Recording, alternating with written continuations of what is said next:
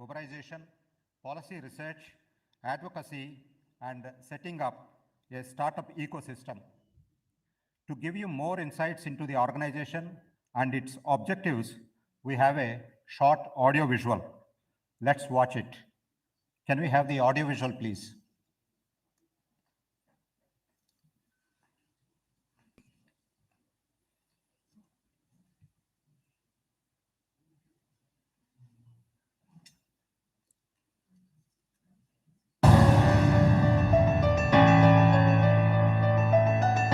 A strong economy is a source of national strength. As the fastest growing major economy, India stands out as a bright spot in the world. After nearly 400 years, India is well poised to regain its status as a global economic superpower that it held until around 1600, when it used to account for about a quarter of the global gross domestic product.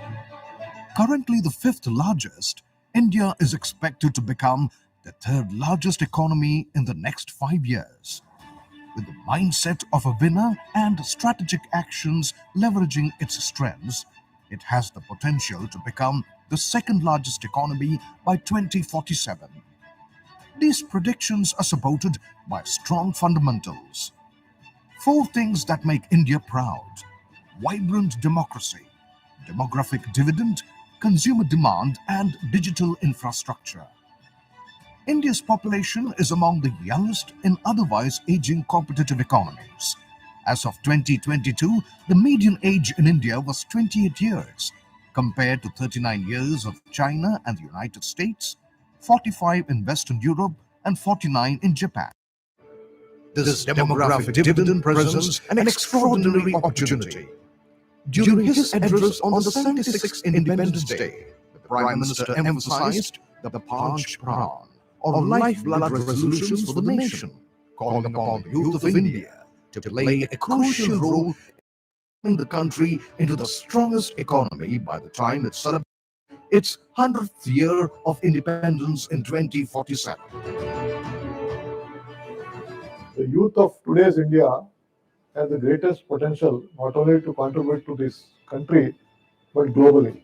Globally now, many of the large corporations, MNCs, and Fortune 500 companies have the support of many Indians who are now leaders in the boards as the chief executives and chief technology officers, and also in domain.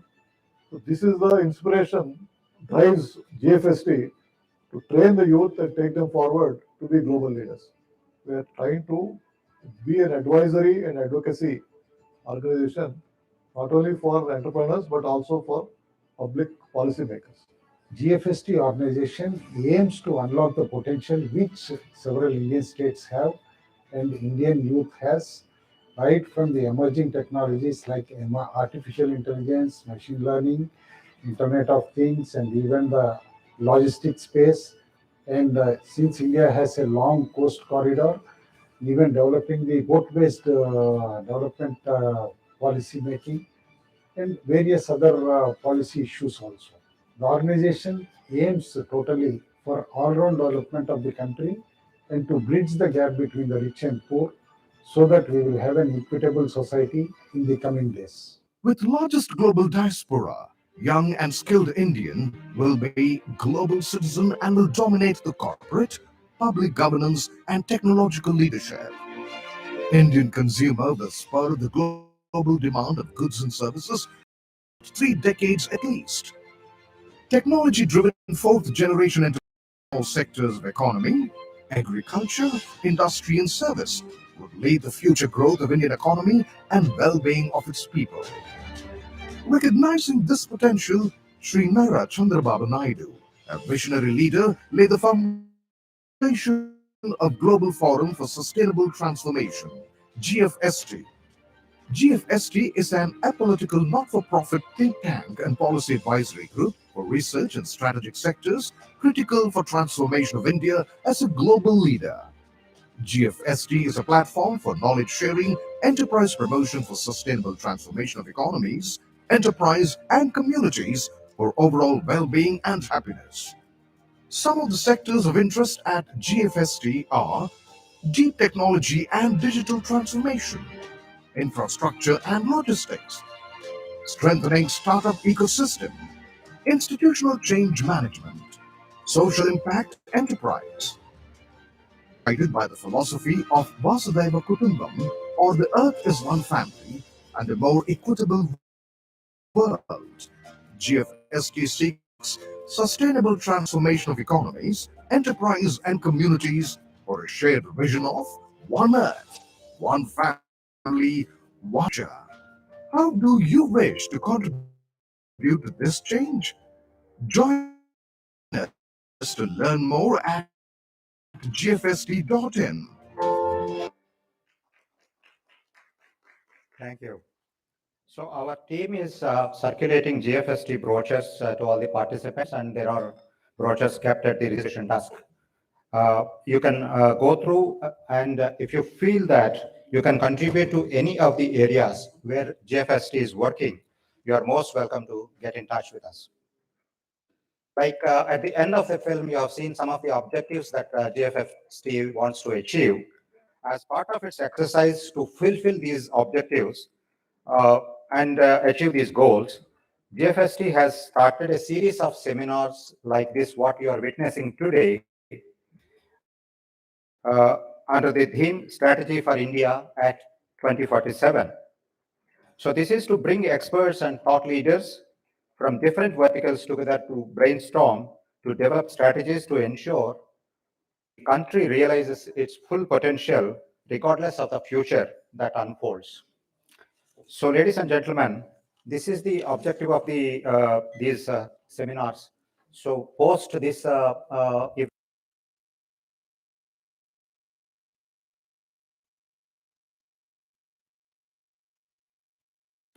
energy and public policy. So we want all of you, both experts, industry leaders, and young minds to use these workshops and participate and contribute. Before I begin the actual session, I would like to invite our chief guest, along with the team of GFST, to light the lamp before we commence the program. So, sir, can I have the honor of you and uh, assisted by Sri S.P. Thakkar, Sri Kutumbarao Garu, and Ramnath Garu.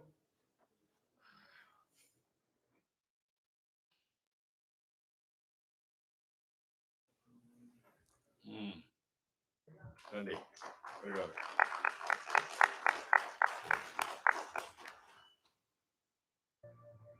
शुभं कुरुत्वं कल्याणम् आरोग्यं धनसम्पदः शुभं कुरुत्वं कल्याणम् आरोग्यं धनसम्पदः शत्रुबुद्धिविनाशाय दीपज्योतिर्नमोऽस्तु ते दीपज्योतिर्नमोऽस्तु ते दीपज्योतिः परब्रह्म दीपज्योतिर्जनार्दनः दीपज्योतिः परब्रह्म दीपज्योतिर्जनार्दनः दीपो हरतु मे पापम् सन्ध्यादीपनमोऽस्तु ते ओ दीपब्रह्मरूपस्थं ज्योतिषां प्रभुरव्ययः ओ दीपब्रह्मरूपस्थं ज्योतिषां प्रभुरव्ययः आरोग्यं. Thank you.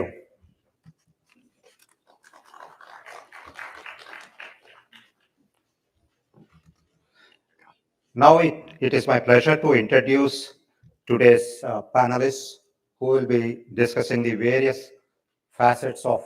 When we designed the program, we thought of having a panel discussion followed by requesting our chief guest, Sri Chandrababu Naidu Garu, to participate in the session, share his vision and thoughts with all the participants. But he preferred to be part of the panel and then to be engaged by you and also engaging you. So we are looking for a wonderful session he being at the helm of affairs. So probably, in my experience, I have not seen any political leader or a chief minister accepting to be on the panelist and then wanting to listening to what the audience also can contribute to the society. So first, let me welcome Mr. Sanjay Jasrani. Sanjay Jasrani is the founder and CEO of Go North Ventures, a proprietary angel investment firm that specializes in investing in mentoring startups. As an active member of the Indian Angel Network and a charter member of TAI Hyderabad, Sanjay had made investments across sectors like healthcare, deep tech, unmanned aerial, sustainability, consumer, and fintech. Please come on to the dais, Mr. Sanjay Jasrani. Ram Deshpande, who is a partner at Ernst & Young,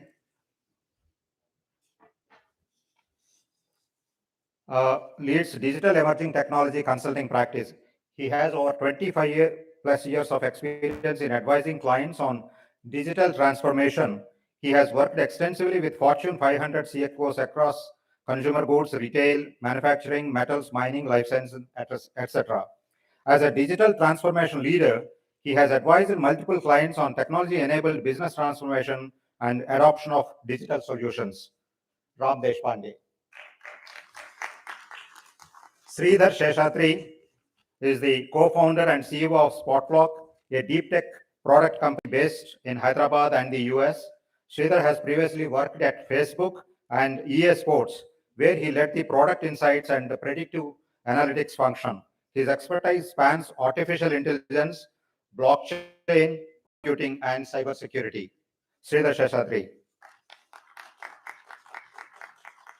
Satish Lakaraju is the global head of air freight and pharma at Wizfreight, bringing 3 decades of experience in the logistics and supply chain industry. Worked at TNT Skypack, Dasher, and Agility Logistics. He is on several industry bodies as advisor on logistics issues, an authority on cold chain, airport infrastructure for pharma cargo handling and perishable exports. Mr. Satish Lakaraju, please. Sriram Iyer is currently serving as the sector leader startup programs at Ernst & Young. He previously held the position of Vice President Ecosystem Innovation at T-Hub. With expertise in private equity, new age technologies, and strategic consulting, Sriram has made significant contributions to leading brands. Sriram Iyer.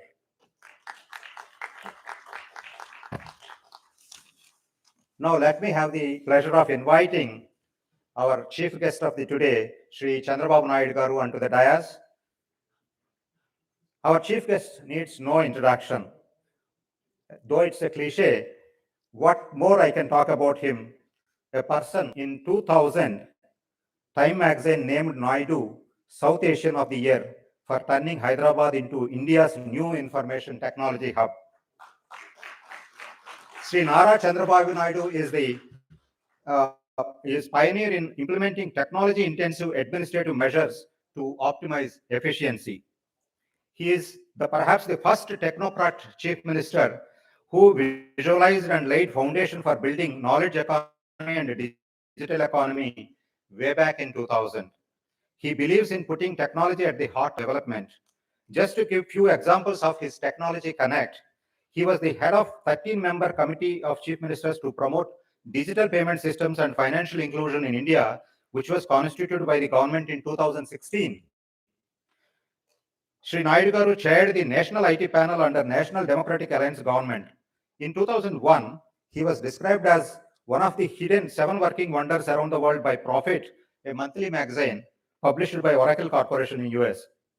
Among the numerous awards given to him in 2002, he was chosen as the IT Indian of the Millennium by popular vote conducted by India Today. Sir, we have the honor and pleasure to have you with us today. Please, I request you to come on to the dais.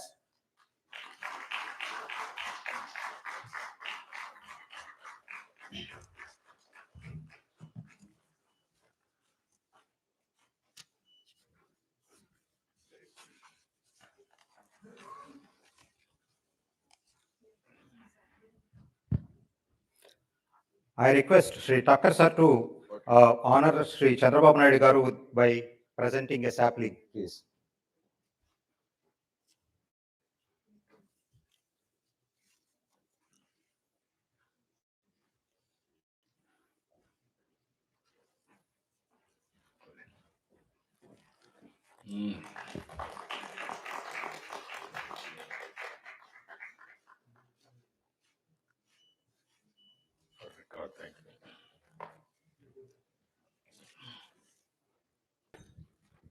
So now we are ready for the most exciting part of the today's event, the discussion part. The structure is like this. Initially, I give an intro to the theme of today's discussion on deep technology. After that, each panelist will contribute his ideas on deep technology, how India can transform to 2014. What we request you is, at the end of the conversations, I want all the participants also to actively engage. We have provided some slips for you to write down questions and then pass on to the organizers, or you can ask for a mic and then either you can make a question or a suggestion to any of the panelists, including Sri Chandrababu Naidu garu. So I want you to use this opportunity well. As India looks over the horizon to 2047, the 100th year of independence, there appear to be several reasons for optimism. Projections indicate that India is on the course to become the second largest global economy by 2047 in terms of purchasing power parity. Tech-driven and knowledge-based economy with strong public finances and a commitment to sustainability is important to reach this goal. Right from education and skilling and creating jobs to research for interdisciplinary business applications, ease of doing business and addressing social challenges, the building blocks of the new age ecosystem are rooted in digital tech. India's ability to massify tech and use it at scale is one of the key pillars driving economic growth. The 2010s have been described as the decade of disruption. So much what is now normal barely existed 10 years ago. 5G, voice recognition, artificial intelligence, cloud computing, and the Internet of Things have changed how we communicate, manage our health, and consumer content. Electric vehicles and wearable technologies have significantly impacted public and personal safety and health. Now, at this juncture, what we are looking forward to the technological advancements that can happen in the next 20-25 years, how they will shape our future. As a country, what should be our preparedness to leap into the future? In conclusion, deep tech represents a significant opportunity for innovation and economic growth and is poised to have a central role in building future society and industry. According to news reports, India has more than 3,000 deep tech startups catering to different industries and consumers. This being such an important and impactful sector, GFST has chosen deep tech as the topic for its first event. And today, we have an excellent panel along with our chief guest to discuss these issues much deeper.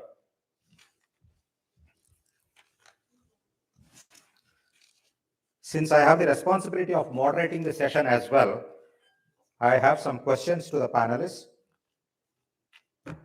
My request to them is to be brief so that we can use maximum time and we have a very diversified thoughts coming from the audience as well as from other panelists. So let me begin by asking Mr. Sridhar Sheshadri, who is actually developing deep tech products and he is practitioner at deep technology. Sridhar, what is your vision, how the deep technology will transform in the next 2 decades?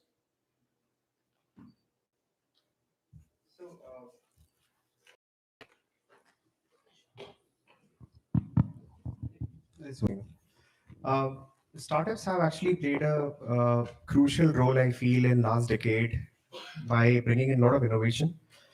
Larger corporates have always struggled to bring in this innovation for whatever profitability that they want to maintain. And with the new policies, the way government, certain state governments have been very supportive, certain policies that have come up, like at the central government level as well. Uh, there are new entrepreneurs, even though it doesn't look like a startup, but again, these individuals are playing the role of like an entrepreneur. That's like very much like a startup. And I feel that's very critical. If you talk about healthcare segment, you talk about energy segment, you talk about infrastructure, uh, you name any of those verticals practically, like there is a tech element. All the investments that we are seeing going into startup, it is driven by, some part of it is driven by technology.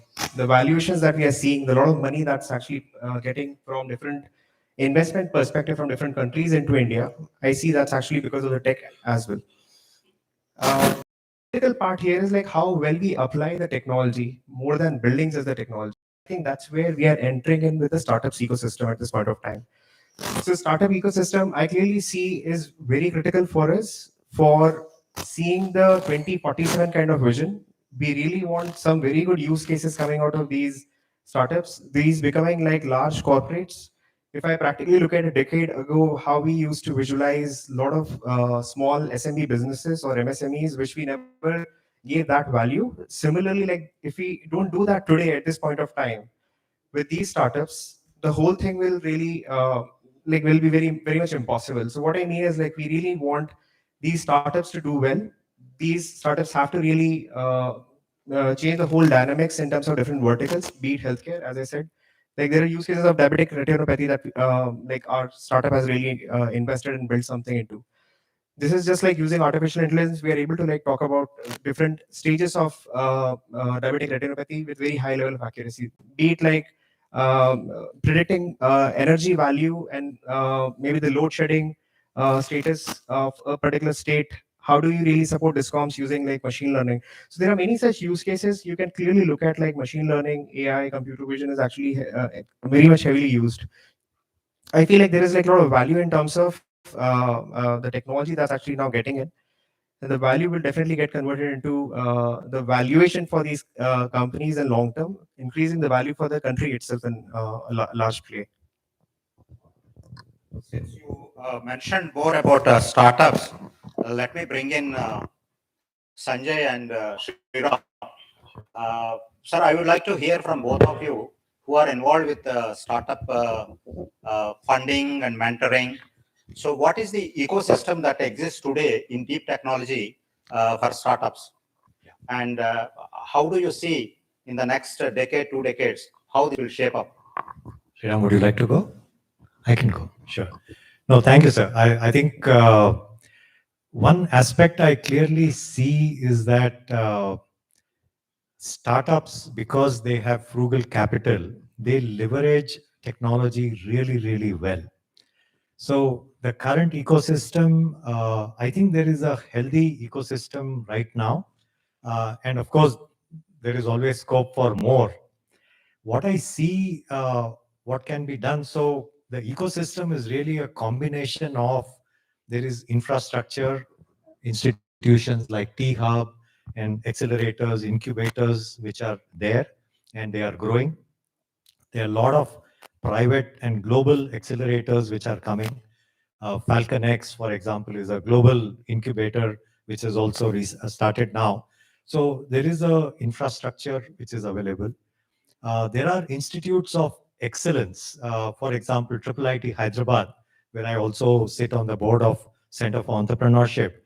There is a wonderful partnership between the faculty and startups. So there is a very strong ecosystem there which works closely with research and faculty to leverage the deep technology there. And the third part, of course, is the financial and the investment ecosystem. So there is a bunch of investors who are naturally very aligned towards deep tech investments because they offer the highest scope to scale while being not so capital intensive, which means with frugal capital, they can scale. What needs to be done more? Quick couple of points. I won't take too much time, but I do believe that finally every deep tech startup has to be solving a good problem. There has to be, it could be a social impact problem, it could be education related, healthcare related problem. So I just want to throw in a couple of examples here. For example, the whole chat GPT and generative AI now, one sees Khan Academy, which is a global free learning organization, in combination with generative AI, can actually bring in education to the masses across India in different languages at a level where it can be immensely helpful to the children, and at different levels of their learning also they can benefit. So your question on how the ecosystem can be improved, can there be more participation from each of the domain institutes to work closely with the startups so that good use cases of the technology are identified and they can be translated into long-term, real, and scalable solutions? That's my quick take, sir. Thank you. Thank you. Ram. To add to further what Sanjay sir said, so there are quite a lot of things that if I am talking about ecosystem, would like to add to this list. So, like for example, you require an active role of media, because until unless you have active role of media, how would investors get to know that which startup is good, or how would customer get to know that which startup is good? We would also like to have institutions like World Trade Center, TRI, NASCOM, so on and so forth, to have more set of events wherein startups, they get visibility, they get the network, because it's all the network play. As one of my professors used to say, that your network is your net worth. So we need to network more. That is what startups require more and more. Further, we would require more and more research institutions like Rich, NASA, so on and so forth, so that they can solve or they can share in their researches with the startups, so that startup they really get in the value product, but also bring in a wonderful valuation. So bringing that into the ecosystem, how do we do that? Further, we see that government has been talking about a lot of incubation centers being mandatories and all higher educational institutions. Furthermore, we would require that how do we really handle and manage the first time entrepreneurs, what we need to train them. So those are first really need to think about from an ecosystem perspective to come in. Further, what I would say, last but not the least, but the most important factor is how do I think from a policy perspective, which is really going to change. Now, the elements that we and Sanjay spoke about right now, about these are the elements that the startup ecosystem requires. But from the perspective, you see that I bring one more angle, that India being a country for, one of the Indian countries talking about GDPs contributing big time. But what is stopping us from a policy perspective to think that I'm going to give you tax benefits to startups which are actually talking products? Now that changes the mindset. That will bring us far more faster to reach that number one position in 2047. When I really talk about why not to give tax incentives to the people who are trying to really do something very, very new and try to do. So people will start thinking more products. Now that can only think happen when a policy comes in that perspective. So lots of potential. Next 20 years, next 100 years, India is certainly going to dominate. I certainly have this gut feeling that we are trying to say that, being productive to say that we are going to be world number two economy. I feel if we think right from policy perspective, which is more encouraging, I'm sure 2047 will be a new year of 100 years wherein we will be world number one GDP. Thank you, Shriram. We started with startups and funding, ecosystem, policy. Now let us go back and see how actually deep technology is being adopted. So Ram, I want you to comment on how enterprises, businesses, or governments are using the deep technology. What is the demand coming from the industry? Then we can move to a use case, how a vertical looks at deep technology. Sure, sure. I think, especially in India, and especially given that government has enabled some of the digital public goods, I think that is driving adoption in India very fast. The other piece which is very important here is while the startup ecosystem is, I would say, the fuel in that engine, there is a strong governance also required on top of that to make sure that these are the tools. And I remember in earlier days, I mean, there was a saying that it's like any technology is like a torch, right? If you give it in the hands of right people, they will really scale the civilization to next level. But if it goes in wrong hands, then obviously it can really cause some disastrous impact. And that governance is very important. I think the adoption is really driven by the reach in the market. Now, most of the technologies, be it mobile phones, be it broadband, everything is available to the citizens in the remotest place in India. And that is actually triggering a lot of new use cases. And that ultimately triggers the excitement in the startups. And then that builds the whole ecosystem. Now, the governance part of that also is very important. And that's where some of the organizations like, I mean, the big fours, right? They play very accountable role, I would say. Not only responsible, but they hold the accountability to bring that governance to people and make sure that they work very closely with leaders like you, sir, as well as the industry academia and others, to make sure that the adoption is sustainable adoption. And it's not just a spike we see and then it actually goes other way, right? So that's my take. Thank you. Satish, how do you see as a user segment in the logistics industry, how deep technology is perceived? What is the level of usage of technology for business purposes? What is your requirement from deep technologies? So I think to just set the context more in terms of deep technology and the startups and the rest of them, logistics undoubtedly is the oldest profession. Probably prostitution was considered as the oldest profession, and then the logistics came into it. But as far as technology is concerned and its adoption is concerned, you're not even at a 1% or a 2% really in terms of everyone using it. Probably Amazon is one case of a solid deep technology used. Uh, but if you look at today, if you look at a base, almost do 17 times a data entry before a shipment moves from a point A to a final point B in the other part of the world. Now, if you have technology, you should not be entering data 17 times because it's criminal in that sort of it. Two, a fundamental thing that has happened over the years is that logistics companies have tried to build their own tech.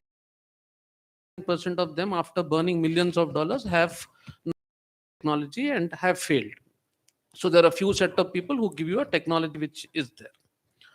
Two, the tech companies don't understand our requirement. The biggest challenge, Ram, for all of us to understand is that guys pass out from IITs, Purdue universities, you name it, and they would have built billions of dollars. But when I talk to a lot of the tech guys who come up and throw things at us, we actually shocked is the understanding of the end-to-end visibility and the rest of them is really a bad situation. Now matured companies that are there in country like India, I'm not even going to a GE or someone where technology is highly required, because you've seen what has happened in pandemic, how vaccine was distributed and how technology really helped us to get, all of us sitting here undoubtedly have got a vaccine, and that was a combination of both technology and supply chain, which resulted that we did not happen sort of it. But why you need a deep tech, for everyone to understand in this hall, and what needs is a great number to get your technology right with a clear motive is your end customer. The big elephant in this room is your end customer, who is asking for faster, cheaper, and right quality at the right time. Because today someone like a Blinkit today delivers in Gurgaon, where there are no roads literally, in 9 minutes before your son gets off your bed and goes and picks up. The mother is saying, beta, doodh lao. And she's saying, abhi thodi der mein lata hu. Blinkit brings it and gives it you. Because there is a deep tech that was used to get it right. But on the other side of it, today a custom system, and the word custom really means custom dene wala admi. Okay, in a true sense. The custom system still drops every 40 minutes and you are not even sure whether your shipment can get onto the next flight. So there is a lack of visibility in terms of, is my system up? Two, can I load it on an aircraft? So then you have a gap between where you do not know sort of it. So I think end of the day, even if for all the people who are trying to do startups, talk to senior veterans like us in the logistics industry to understand what is the requirement and what is readily available. Today we see that there's already a system available being run by an X company, but Y is trying to make the same thing in a new form and shape. So you're confusing it. So first, the startups in the ecosystem need to talk to themselves very clearly and understand, is there a need for another startup to come? Otherwise, you will come and you will go, like Sanjay and we were talking offline, the mortality rate is going to be extremely high. And then the last bit that I want to tell you is that there should be some madness in why you are doing this purpose, because anything without a purpose is a disaster. Like when I was talking to Sir offline, is that how can we help our farmers to put our produce in the US? Half our population from Andhra and Telangana are, where are they sitting? They are sitting in the North America and Canada. If they want a vegetable today, it is coming from China or it is coming from Canada. It is not going from Andhra. Now, how can you get this produce consolidated and sent to that part of the world? And how can you put all these aircraft quantums together is not something which no one is working today. And unfortunately, that is what we are trying to solve now. And that's how we've set up our own tech for you. You get your fund, you get your thing. And now, like I was telling, we are 1,000 employees in less than 2 years. We are in 12 countries, and all the big brands have started to work with us because we've got it right somewhere. I think that is what I can only tell you, is that we've definitely got it right. Take a little more questions later. Inside of So, infra, both physical or IT, no human resources are available. Today we are talking about a lot of technologies, startups, ecosystems and all that. But the way back in the years back, you have transformed an agrarian economy into something like a future-focused, technology-driven economy and prepared it for the 21st century, for the needs. Big round of applause for that. Thank you. So now a lot is happening. India is like now becoming top 3 globally.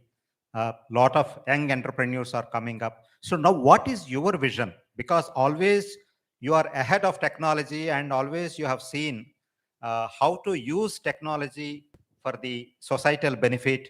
So what is your vision with all the happening around us? Thank you. Ravi garu, thank you. I am very happy to be here. That too, we are going to reach very soon 100 years independence. Recently, we celebrated 75 years independence. Now, this is the subject deep technology by GFST. Many of you, some of you may aware, some of you may not aware, where we are sitting here, this area. No access to this area. Jubilee Hills is the dead end. There is no proper road for this place. Even only jeeps can come or bullock carts can come. Now, driverless cars are coming now, traveling. That is how things are happening. When I started, how to promote technology, nobody had a clue on that time. At least you are all talking now, so many clues. If you do like this, it will happen like this. Everything is available. Time nobody had any clue. Bill Gates, after inventing internet, then I thought, this is where a new technology is coming. For anybody, either individual or a government or company, those who will adopt technology, they will have a leapfrog development, or they must be in a position to survive in competitive world. That is where we had series of meetings how to promote information technology. At that time, information technology means in little bit Bangalore, Noida, and also Pune. Little bit lightweight Chennai. Then I thought to create infrastructure, what to do. And first thing, ITT tower with brainstorming, that BOOT. Then I went to America to promote. At that time, I'm very, very passionate to promote all these things. All the way, I went all corporate giants, one by one, 15 days, meeting CEOs and chairmen, going on sensitizing them that India is going to be a giant in information technology. We are very strong in mathematics. Zero is invented by Indians. And also British, while going, they left English. They have taken Kohinoor diamond. But nobody can take away English. These are all the two deadly combinations for information technology. Then after that, I came here. I started number of engineering colleges. If you see today, Triple IT. Triple IT at that time, earlier Channareddy, the then Chief Minister, constructed for Rangareddy District Collectorate. Then people agitated, it is far away, we don't want to go there. Then I started Triple IT in Gachibowli. And then number of engineering colleges. Even employment at the time, all our people used to do only job work. From America, they used to send all the scripts. Night time, they used to work daytime. They used to send all medical transcriptions, everything. People will add and send it. Only we used to get peanuts. Then I used to say, this is not our business, you have to go for. Then slowly, even English pronunciation was a problem at that time. Then I brought best lecturers from London, from America, all these people, how to teach them, all these things we have done. Then one by one, companies have come. Engineering colleges, we have started more and more. At that time, if you see, technology, no, even I had a problem, bigger problem, no bandwidth. There are two great companies, public sector companies. One is BSNL, domestic. Another is VSNL, international. Both are public sector companies. You wanted to contact anybody, it will take 5 days or 1 week or one month. And at the same time, you want to have a lightning call also, it will take so many hours, so many days. But you know one operator in the exchange, you will give directly. That were the days. Even international calls, so much of difficulty to get, prohibitive cost. Then I studied all over the world, how things are happening, how China is adding all these things. Then I forced 3 prime ministers, successive prime ministers, Devagowdaji, Gujral, and then ultimately Vajpayee.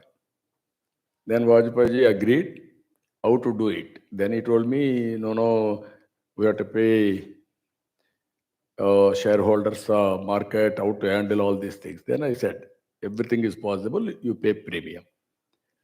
Then he constituted a committee.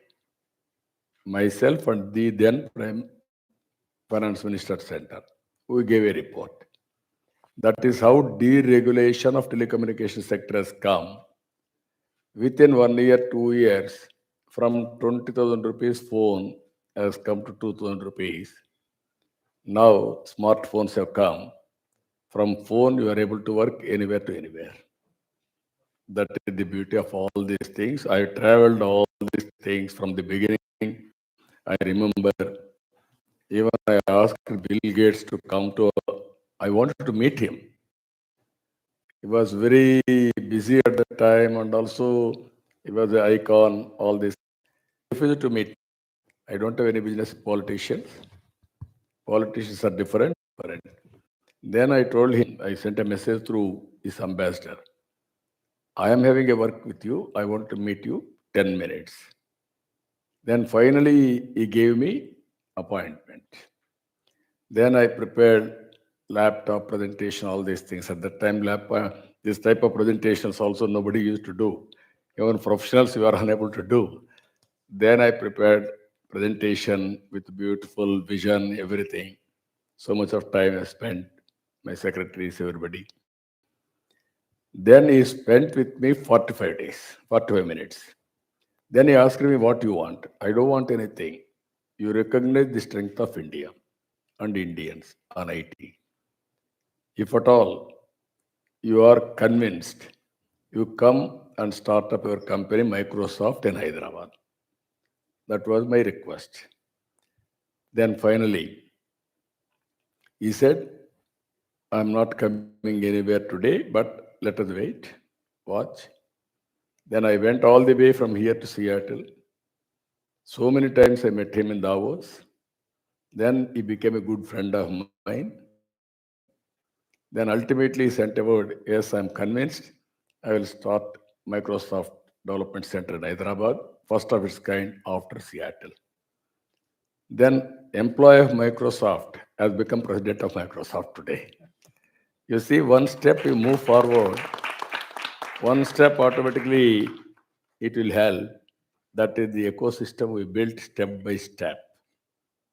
That is where this Cyberabad, this area, if you can see Hyderabad, we have planned knowledge economy.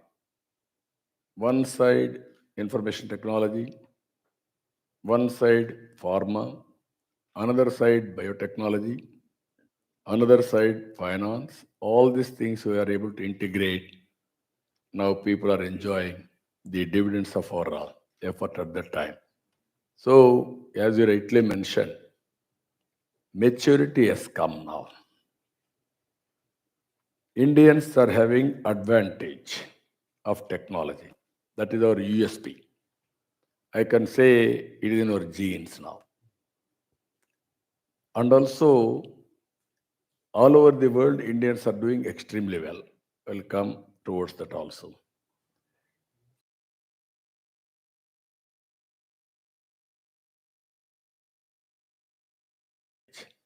That's why you go to any country, I used to say all these things for the last 25 years. Out of 4, globally, 1 is Indian. Now it has increased also. Among Indians, out of 4, or out of 100, 30, 35 are from Telugu people. That is how first more advantage has come. Second advantage, demographic dividend. India got a very good advantage. Just now you have seen this slide. I am having strong belief for youngsters. They can do wonders now. These are all the deadly combinations for knowledge economy. So, beginning of infinity, you want to do anything, you can get it done, but leadership is important. That is of us, this conference is meant for that. Where to take, how to take, everything is available. Tomorrow, some more things will come.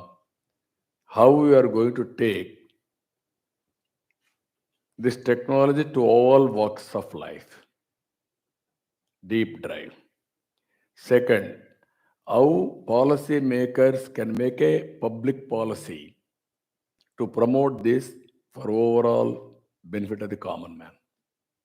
We are all talking only entrepreneurs, ecosystem, that's good. But at the same time, all of us has to general public, poorest of the poor, or masses, how to empower them. This is where I am very much interested with all of you. I am a student. I want to learn from you.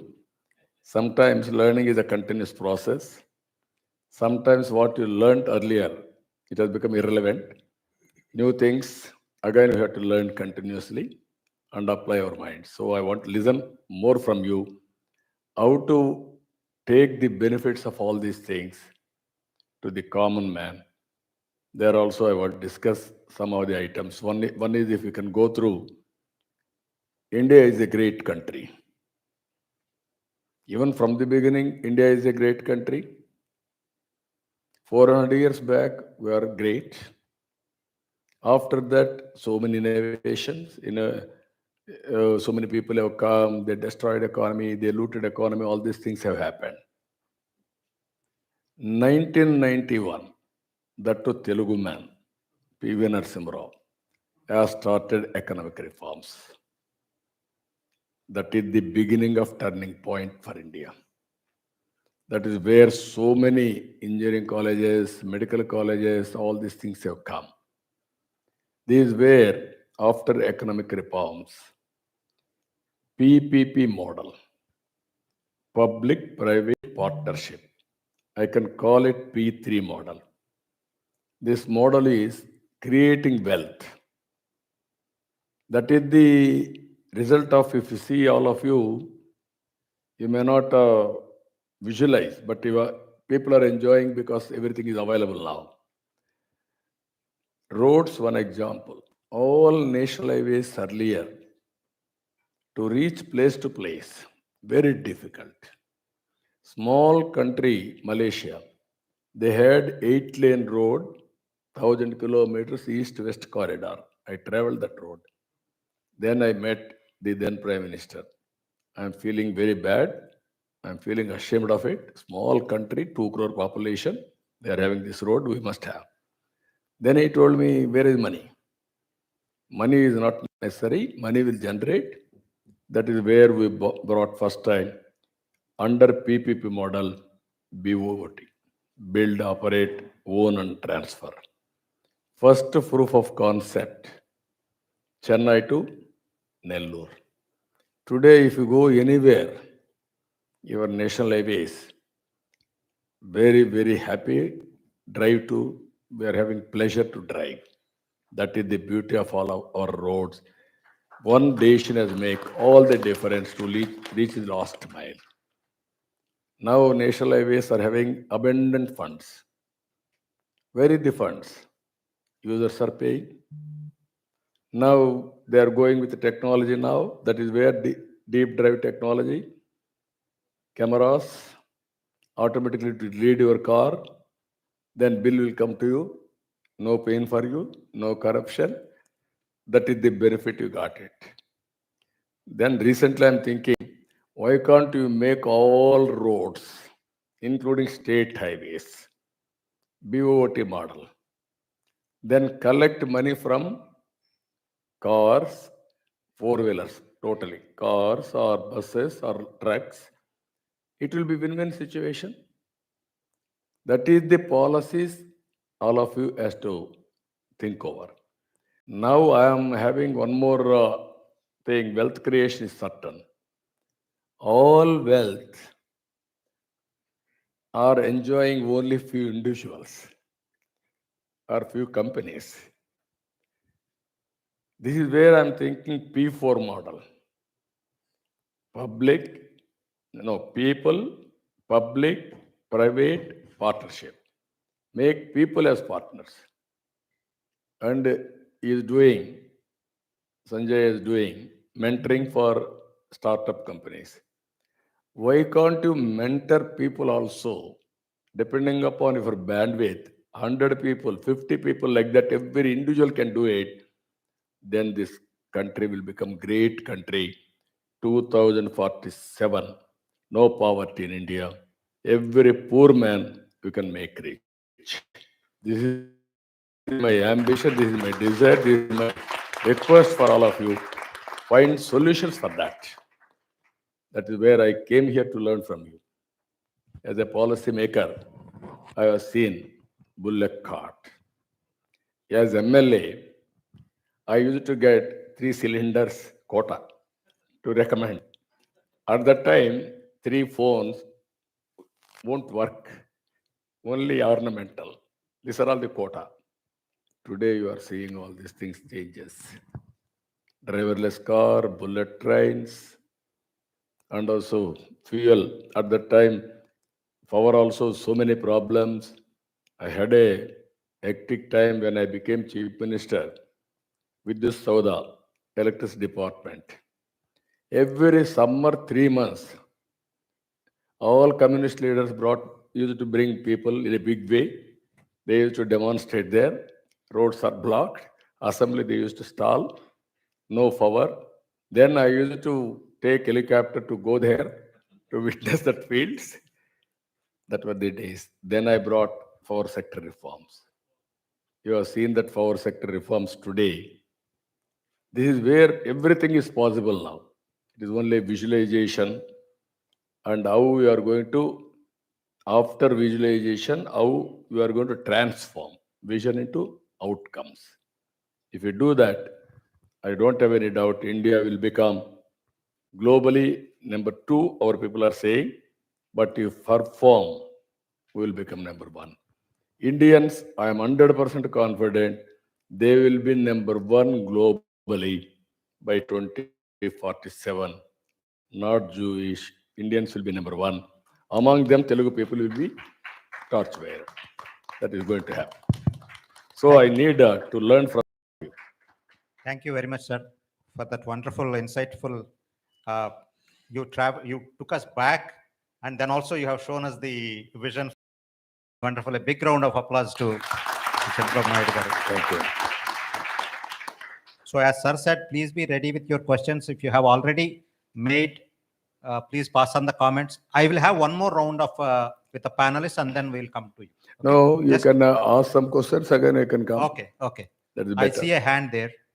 Please announce your name and company or organization.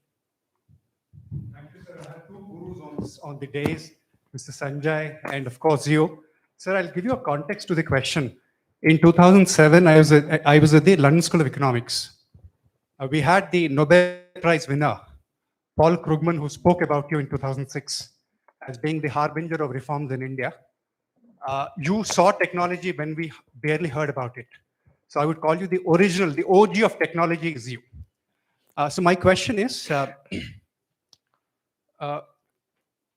ChatGPT actually represents a break from the past technological development. I think it has the potential to change the world in ways that we cannot even imagine. There are countries like Italy, Portugal, China, Russia, which have already made the moves to ban it. But there is also a potential of ChatGPT to do great good, right? My question is, what is your view about a transformative technology like generative artificial intelligence? And if you were, if you were to make a policy, what would be your stand on that? No, I'm very happy. You cannot block the technologies. Then we will be foolish. Today, Indians all over the world are doing extremely well. What is the reason? Only because of IT. Same Indians they have migrated. Only small number, wherever they go, they used to work as limited number doctors or agriculture or some motels. Today, in America, almost all, every country, our people are doing extremely well on information technology and also entrepreneur skills. That is the one is age is an advantage, and also thinking process has been changed. Earlier, whenever you go outside, we are all diffident to talk with them. We thought we are inferiors. They are much, much superiors in thinking and knowledge, everything. That's why in high-tech city, I called American president, Mr. President. He told me he was very happy, and then he quoted me. Then he went to America, he called all his governors. You are all thinking great. Go and visit Hyderabad. There is one government is working beyond our expectations. I gave him at that time driving license here only. Then he joked also, if I drive in India, I will met with accidents or I will create accidents. Chat GPT you cannot ignore. Artificial intelligence, you cannot block it. If you block, you will block your future. I'm very clear on that. How to use it for betterment, for overall benefit of the society, you have to work it out now. That is where I'm saying P4. You are saying one thing. Under P4 model, by putting all families' data, I can prepare vision document for a family. 5 years, 10 years, 15 years, 20 years vision document. Then people like Sanjay, all of you, basing on your bandwidth and capacity, you can take mentoringship by spending some resources, some time, leadership bandwidth, everything. Then you will see the changes. I am an ordinary man. I born in a village. My village don't have road, no bus. We used to do leveling all these things by using all our bullock carts. Then bus they used to send. That were the days. No power.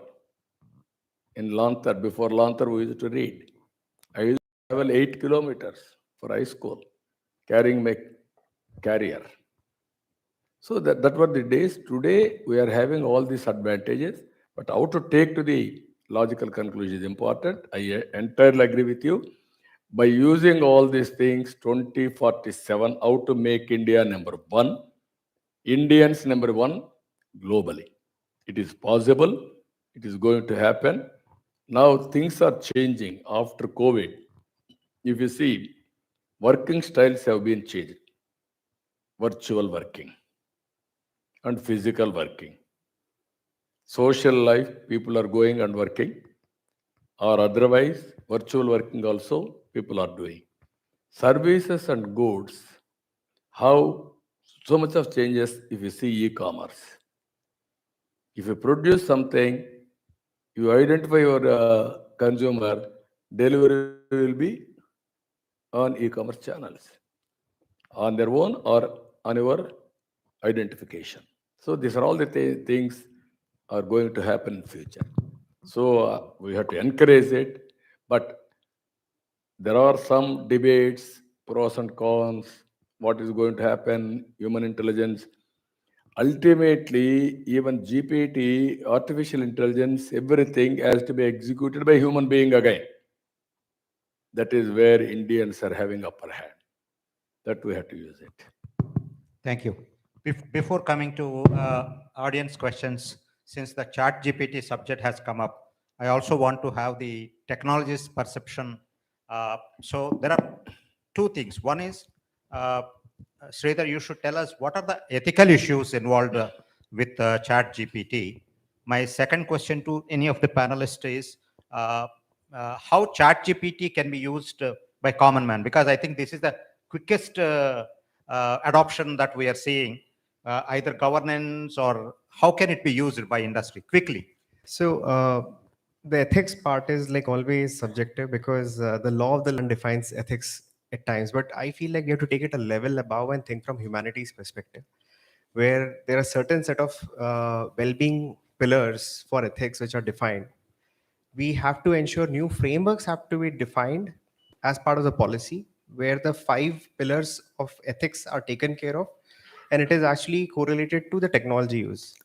Example like as simple as you're writing an exam today, and that exam questions, if I put into chat GPT and I generate all the answers, while the government is trying to help online education, and if I use a tool like chat GPT and fill those answers and pass my exam and get my degrees, that is unethical. So we'll have to even make counter systems to like stop that, where the work will start happening eventually as we make policies around it, and especially like people who are here in the crowd who are like all experts for some of these domains of deep tech. I believe that's their role as well to come forward, draft these policies, pass on to GSFT kind of bodies, where while there is an opportunity in future, we can work together to make policies and ensure like we are ready. India is ready actually for that bit of it. So anything that you believe like is a question mark, like I can imagine 50 years ago or maybe 100 years ago when everybody couldn't get a driving license and there was no clear definition of accidents, there was always a gray area around it. Similarly, we are in a gray area spot at this point of time around ethics. There has to be policy creation to be done. Once we create these policies, we help the government rather than putting a question mark. I think we will then lead this whole journey to the next of it. So right now, that's the time. No, can I intervene here? When I started biotechnology, people said it is not correct. If I should have stopped at that time, no COVID vaccine today by India. This is where I'm saying how to use it for better purpose is important. Everybody is saying at that time, because of biotechnology, so many changes, artificial changes you can bring, which is not good for nature. Nobody stopped it, it has gone. That is what. No, thank you, Ramprasad. And Kiran is a good friend. Thank you for asking. So my view is that with guardrails, I'm a big fan of that ChatGPT can be a quantum leap in terms of democratizing technology. I'll just take two quick use cases, Mr. Ramprasad. One is, like Sir mentioned, very kind of him to say that, I'm a mentor and I can do that. Actually, in education or even in access to public policy benefits and everything, there are already systems which are coming into place where ChatGPT can be used by the common man to understand what are the various benefits which the government is offering. They can be around subsidies, they can be around insurance, they can be around free education for their daughter, bunch of stuff. Similarly, in education, the point I mentioned about Khan Academy, I was watching a TEDx video which shows that on one side, like he said, you could use ChatGPT to cheat and actually, make your answers, right? But on the other side, with certain guardrails, ChatGPT can be your personalized mentor, your personalized teacher, where it will ask you questions. It will help you to think in the right direction. If I were to just dip towards healthcare, I'm fairly engaged with healthcare quite a bit. I'm on the board of a large hospital in Hyderabad. Today, the healthcare proportion of doctors to population is extremely low, especially rural healthcare, like Sir mentioned. If I look at the Bharat side access to healthcare, ChatGPT can be a good co-pilot for telehealth practices. A lot of standardized responses can be filtered. I'll give you an example. Triple I, there is a healthcare startup which detects tuberculosis by the sound of the cough, as versus taking a sample of your sputum and then culturing it and taking 10 days with a 95% plus accuracy. This startup is able to detect early tuberculosis just by the sound of the cough. Deep tech AI combination into healthcare. That's my quick contribution, sir. Thank you. Shriram, quickly. With reference to what exactly the Chat GPT is doing, like for example, as Sanjay also mentioned that that you can become a personal this thing, and I see this there is a lot of potential. As Sir was saying initially, that if we take example, these all things actually get to feed it into Chat GPT. If you see example of even Mukesh Ambani, few days back, or probably 18 months back, they hired a few consultants. They are looking at the Japanese model to prepare a vision document, that what should be the vision for that company and that for their family. So as Sir rightly said, it is very much required when you're talking about SDG goal number 15, 17, thinking about people, that how they should think about livelihood, either how they should go to the next levels. I guess this is where the technology should go in. The technology should go into a level that, okay, if I'm going to give in my resume, or if I'm going to say that this is what I am doing and what is what I need, a chat GPT should tell me that, hey, this is what is possible for you. We don't have access to good research papers. We don't have access to best of the technologies. They should tell, hey, this is what your path is. This is how it should be. So as in the other people on the forum said, there are very, possibilities which will really help us to go to the next level. Also, healthcare policy works everywhere wherein ChatGPT can play a significant role. Yeah. Yeah, I'll just add a couple of points and I'll go back to sir's earlier comment. How to take technology to the grassroots level people. Agriculture sector, right? I think there is a significant, there are many use cases in agri sector with generative AI, which is ChatGPT, or even broader AI also, right? The advantage India has, right? All these systems fuel on data. India has, by sheer just virtue of population, I would still call it, huge and massive data. So the accuracy of information is a function of data you use. And India is in a best position, be it healthcare, be it agri. The other dimension, India has multiple languages, dialects. Using chat GPT kind of solution, we can break the barriers of language. So the farmer or person in a rural village can still access information which is available for people in Hyderabad or Bangalore or Mumbai.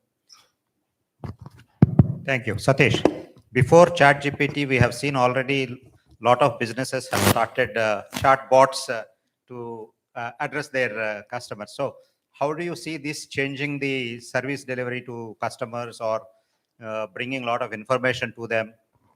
See, we are very primitive in the logistics industry, which is my domain, in terms of saying, when does a truck come into a factory for a factory stuffing or rest of them, which is the crudest way to say. You would pick up a phone, you would still dial the transport, sir, abhi aa jayega, aadha ghante mein aa jayega. From that to things like the current technology that have come in, the accuracy level has increased to a very large extent. The other thing is today in the factories or anywhere, the forecasts that you come from manufacturing and production and planning is a very bad area for you to do the rest of the planning. How many trucks do I need at the end of the month? What would be on the 15th and the 16th? I think with technology coming, you are addressing larger issues in terms of your demand forecast, your festivals, and the rest of them.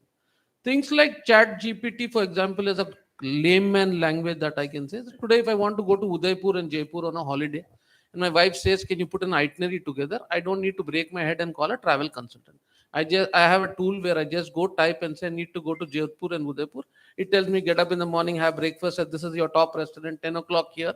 Further, and you present it to your wife, you are the best hero in your house. So I think technology can be leveraged brilliantly. On the security angle of technology, today you have cameras that are there, which are there to take out.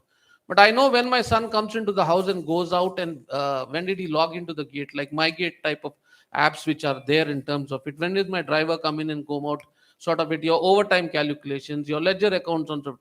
I think there's a lot that the technology can make our lives use, but it depends again on how well versed you are. What is the challenge that we see today is that the guys in the bottom know the technology, but sometimes we talk in the corporates, the guys on the top still are not aware that what can they change the organization to reach larger places. So if you don't leverage technology, you will perish. If dinosaurs has perished being a mighty animal, it's just because it did not know its power. And technology's power is mightier than dinosaurs. I think the biggest thing that we are missing out is the big data. We have historical data which we can take and do a lot more things. I think my take is. Thank you. Audience round. I saw a hand there. Yeah. Sir, over to you, then I'll come to you, sir. Thank you. Thank you. Sir, this is my 24th year in High-Tech City. And I have worked very closely with your team back there. We received a number of delegations when Microsoft and other companies were setting up in Hyderabad. Now I have joined the Section 8 company like GSFT, specializing in quantum computing. So I don't have a question, but I have two proposals to make. Quantum computing is a field which is still emerging not adopted by the industry in production yet. But India has made a good move by creating the National Quantum Mission and launching a 6,000 crore seed fund this year. The cabinet approved it in April this year. That was in the making for the last 3 years. I wish we had somebody like you to accelerate some of those. The proposal is twofold. One, we need to create a test bed for quantum computing anywhere in India. Location can be decided collectively, where startups can build prototypes and take those ideas in quantum computing to mainstream in the not so distant future. Today, no startup has availability of a lab where they can try something unless that lab is created by some IBM or some AWS or Microsoft. India's own lab does not exist today. So number one is proposal is to create a test bed for startups in the field of quantum computing. Number two, the vision of the organization that I'm representing is called Quantum Ecosystem and Technology Council of India. We started it very recently. The vision is to create an incubator specifically for quantum computing startups, again, in the near future. So these are the two proposals I wanted to table, and we need you to act as a catalyst for this sector to move more fast and India to have a strategic advantage in this space. And I will give 2 data points here. China's seed fund for quantum is $15 billion, 1-5. The country that has done more work in quantum computing, even more than US and Europe put together, is China. So that is why India needs to put its act together and bring all the minds together to make this a priority for us. Thank you, sir. Thank you. We can work it Thank you. out as a pressure group, GFST, how to put pressure and also how to create public policies and how to advise respect to governments, everything we can work it out. These are all new technologies. One is application of new technology is very important. If you won't apply, you won't get any outcome.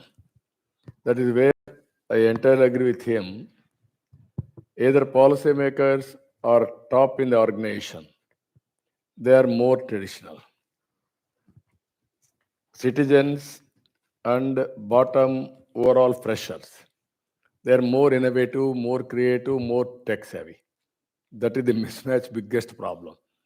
Decisions and policies they will take, ideas and innovations these people are having. How to bridge these two for overall benefit, that is the biggest challenge. We'll work it out. Thank you. Thank you, sir. Sir.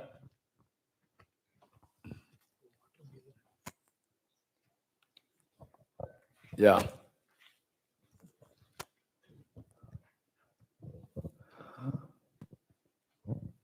Yeah. Good evening, sir. Good evening. I remember when you are chief minister 15 years back, I introduced to the right people to you. One of my cousin brother, who is very successful in dialysis, I introduced to you, and you are so visionary that time. Even now, I'm only visionary. I'm ahead of times always. That is the problem with me. If you think today, I'm thinking 20 years ahead. Yeah. But that's why sometimes it is a disadvantage for me. People are not understanding me. That's why I'm losing sometimes elections. I'm not talking short term and also appeasing and giving everything. But I want to give everything. But at the same time, all our ideas are futuristic. And when J.A. Chaudhary was there, so Yeah. you are the person who brought big companies to Hyderabad, Telangana, Andhra Pradesh, sorry, that time. So most of my family members, they are well settled in state. Well, they are in top position, big companies like 100. He was a representative for STP. Yeah. At that time. That time, yeah. We used to work with him. So we will work with you, and we will see that how make India global. One of the your But the vision only is problem is those who got benefit out of my policies, they are not supporting further how to take forward. That is the biggest challenge. That's where I'm asking Not only finances, all these things I'm not asking, but how to create good policies, how to share knowledge, how to take forward is very important for the benefit of the nation. So I need all your cooperation now. Everybody has to cooperate. All of us will work as a group for 2047. How to make this great country number one in the world. We'll give And- policies, we'll prepare vision. And the India will become on the world map, definitely because of your leadership and everyone's support. Yeah, Thank you. everybody has to cooperate. Thank you. I see a hand there.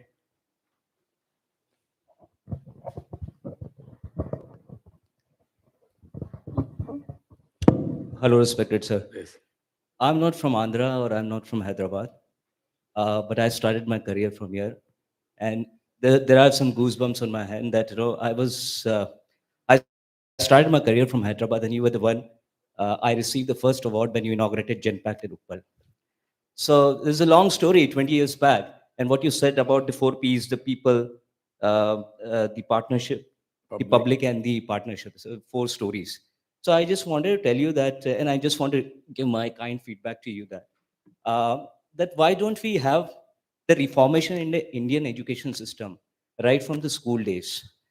We are talking about, it's a very simple question, sir, that, we talk about a lot of engineering colleges, management colleges, and you were the one who started one of the first who laid the foundation for triple IT in Hyderabad at Gachibowli. But why don't we have some kind of reformation across at the country level, right from the school, so that our next breed is ready, not at the time when the maturity is already reached. It actually should start from the beginning, where the youth is actually moving towards the next set of evolution or next set of maturity when it comes to the technology as a whole. And another part, it's just a thanks to you that it is not restricted the technology and the contribution what you made, not restricting only to Hyderabad or Andhra. What I have observed that I was able to create a space for myself, and right from the first job what I did from engineer, and then I became the CTO for Vodafone, which is one of the global organization. So it's not like people in Andhra got benefited across the country with the contribution what you made. We all took the knowledge, the skill, the capabilities, and the capacity from here, and we explored not just in India but out of India also. So thank you so much, with all my warm gratitude to you. Thank you, brother. This is where I am asking. You got an opportunity because you are an initial mover. First mover advantage, you got it at that time. Now you have reached a good position. This is where I am saying now technology is matured, and also it is a continuous process. That's why I referred beginning of infinity. You are seeing some changes as on today. Chat GPT is one. In future, you are going to see more changes, and everything is possible. That is what is going to happen in future. Where all of you, I am asking, as you rightly mentioned, you are mentioning education. I am asking top 10 policies where we can transform India, number one globally, number one globally, and also Indians can work virtually and physically for global service. Once we are all thinking population as a disadvantage. I also promoted population control. Very vigorously I used to promote. I used to call public meeting for one child mother. I used to call on the dais. Advantage, disadvantage, I used to compare. Then they confessed. No, one child they are looking after very well. 4 child we are unable to look after well. That's why within 1 decade I was able to control population. Same person I am promoting now, population management. At that time I imposed ban. If you are having 2 children, more than 2, you are not eligible to contest in local bodies. Recently I announced I am lifting that ban. I am promoting population because in future, aging population is increasing in Andhra now. in South India totally. That is a dangerous trend. That is where I'm saying one is education policy, comprehensive policy, deep tech in education. And also you can go healthcare, as you rightly mentioned, all of you. So much of work we have to do by using technology, accuracy and proper knowledge, and we can do wonders. I am working now, one small example as an NGO, Nutriful. This Nutriful in a trust we are working by having one is preventive health and also with all these things, food as a medicine, kitchen as a pharmacy. So what your body, one is gut. You manage your gut, then so many problems you can control. You have to manage your mind. Mind will talk continuously. Something wrong, then whole ecosystem, either your heart, your BP, your sugar, kidney, everything. Even some preventive, every once in 3 months or 6 months, you can have a blood test. Basing on blood test clinical results, you can prescribe diet. Same diet, moderate or nutritious food. Which one he has to take, which one he cannot take, all these things if you can do. 100% preventive disease you can control. Preventive health you can go. Communicable disease you are seeing. So much of money you are spending. From there onwards, specialization will come, as you mentioned rightly, doctors. If you can compare population with a doctor, you cannot meet. You can go with technology. Every person we can take care. Either preventive health and cure also, we can handle in such a way, cost-effective healthcare. That is where you have to go through some measures, deep tech. Then road connectivity, just now I told you. Now we can go new energy policy. I created energy policy at that time, power sector reforms. At that time, if you see 60% theft or transmission losses, distribution losses, then first time power sector reforms, the regulatory commission and energy auditing, everything we have done. Today, recently I promoted solar wind. If you can make new energy policy, you can reduce cost of fuel in all walks of life, either industry, either domestic, whatever traveling, your cars, everything drastically. How to do that? Now, just like social media, everybody is a owner on communication. Energy also you can produce at your premises, at farm, agriculture, you can subsidy, you can give it free. Then you can generate power, no land cost. Then you can use it for lifting of water. There is surplus, you will give it to grid. Then you can grid, you have to manage. Governments has to manage grid. How to manage grid? Deficit surplus for the consumer. Existing grid is enough.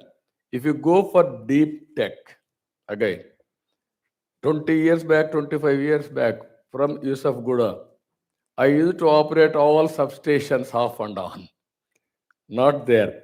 Today, your house I can cut power. That is the technology today.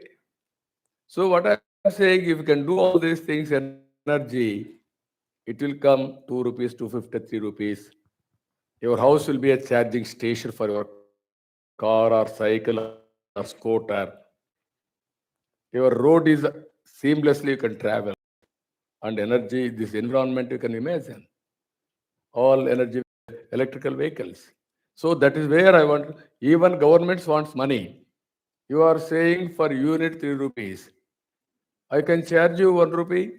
That is where you have to think energy, new energy policy. Same thing in agriculture. Lot of scope. You take this and spray, we are spraying. So that is where agriculture revolution can bring water, how to harness water, water policy. If you can bring all these things, digital currency is one in my heart. 500 or 1,000 rupees or for 2,000 rupees, they have banned. Even 500 also, if we can do, even every Kirana Kotu or this what you call T-Bala is able to give you swapping all these things, QR code, and automatically supplying tea. Is productivity has increased. No changes or all these things. If you do all these things, today you are doing GST, quantum jump in GST. If you abolish 500 rupees and 2,000 rupees, all political corruption, money hoarding, black marketing, money laundering, everything will go. Then you can see the economy. Multiple areas it will grow. Finally, P4. You got an opportunity, you have to handhold 100 families, 10 families, 20 families is your duty. Even CSR, corporate social responsibility, we can use everything to uplift our fellow human beings. Like this, if you prepare top 10, all of us, we can see, visualize 2047, 100 years independence. Thank you, sir. It doesn't look like you are seeking any opinions or suggestions from all the experts. No, I'm giving thoughts. You already have so much of agenda prepared and no, I'm planned giving for the only future. thoughts, but solutions are with them, not with me. Yeah, that is a point. So the industry, youngsters and startups, entrepreneurs, business leaders should take these as the base issues, problems, societal issues, and then focus on delivering solutions. Thank you No, so what much. I am asking them, it is a win-win situation. You will get a revenue model, and also you will get name. Right. I will get good benefit out of it. That is, poor people will become rich. Right. That is my dream. That is my wish. Sir, I one more time go back to the panelists. In earlier conversations, we heard so many times policy. So can you quickly, very pointedly give what are the policy changes that you require, state governments or central government or whatever, to enable this technology, this ecosystem, and to make the industry deliver solutions for the vision of serving the people? Sanjay, very pointed. Yes, sir. I'll just take a quick couple of minutes. I would like to say that if the government or the policymakers can encourage that domain and technology marriage, I feel that would be the best, because many times I see that there is a disconnect. There is technology which is being developed, but the use case and coming from the problem back into the technology needs a little bit of a overarching hand to come in. I feel maybe the policymakers can contribute to that area. That's my quick one take, sir. Thank you. I think given all these technology advancements, and as I said earlier, data is the key for this. So, and now Data is wealth. Yes, and every equipment, future. every machine will start generating data now. So, and for us to really harness and use it for all the citizens of India. Yeah.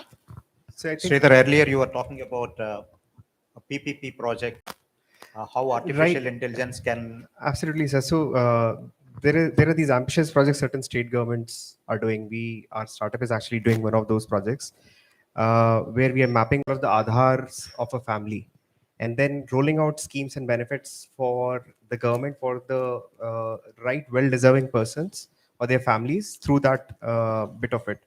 There's a lot of data mismatch. A lot of times people don't put the right spellings, the right sequence of surnames. Starting from that, as simple as that.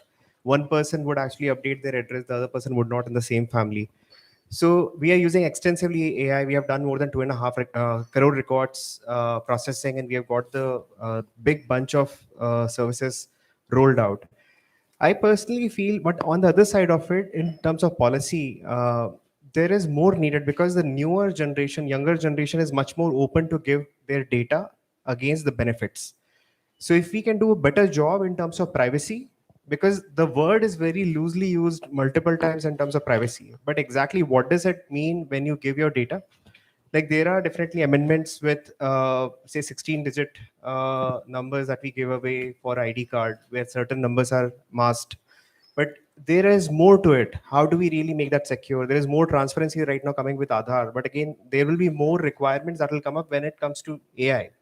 Similarly for blockchain, similarly for cryptos. I mean, like there are policies where rather than putting a ban or the regulation, what we ideally require is a functional mechanics where we can compete with global players where other people are taking advantage.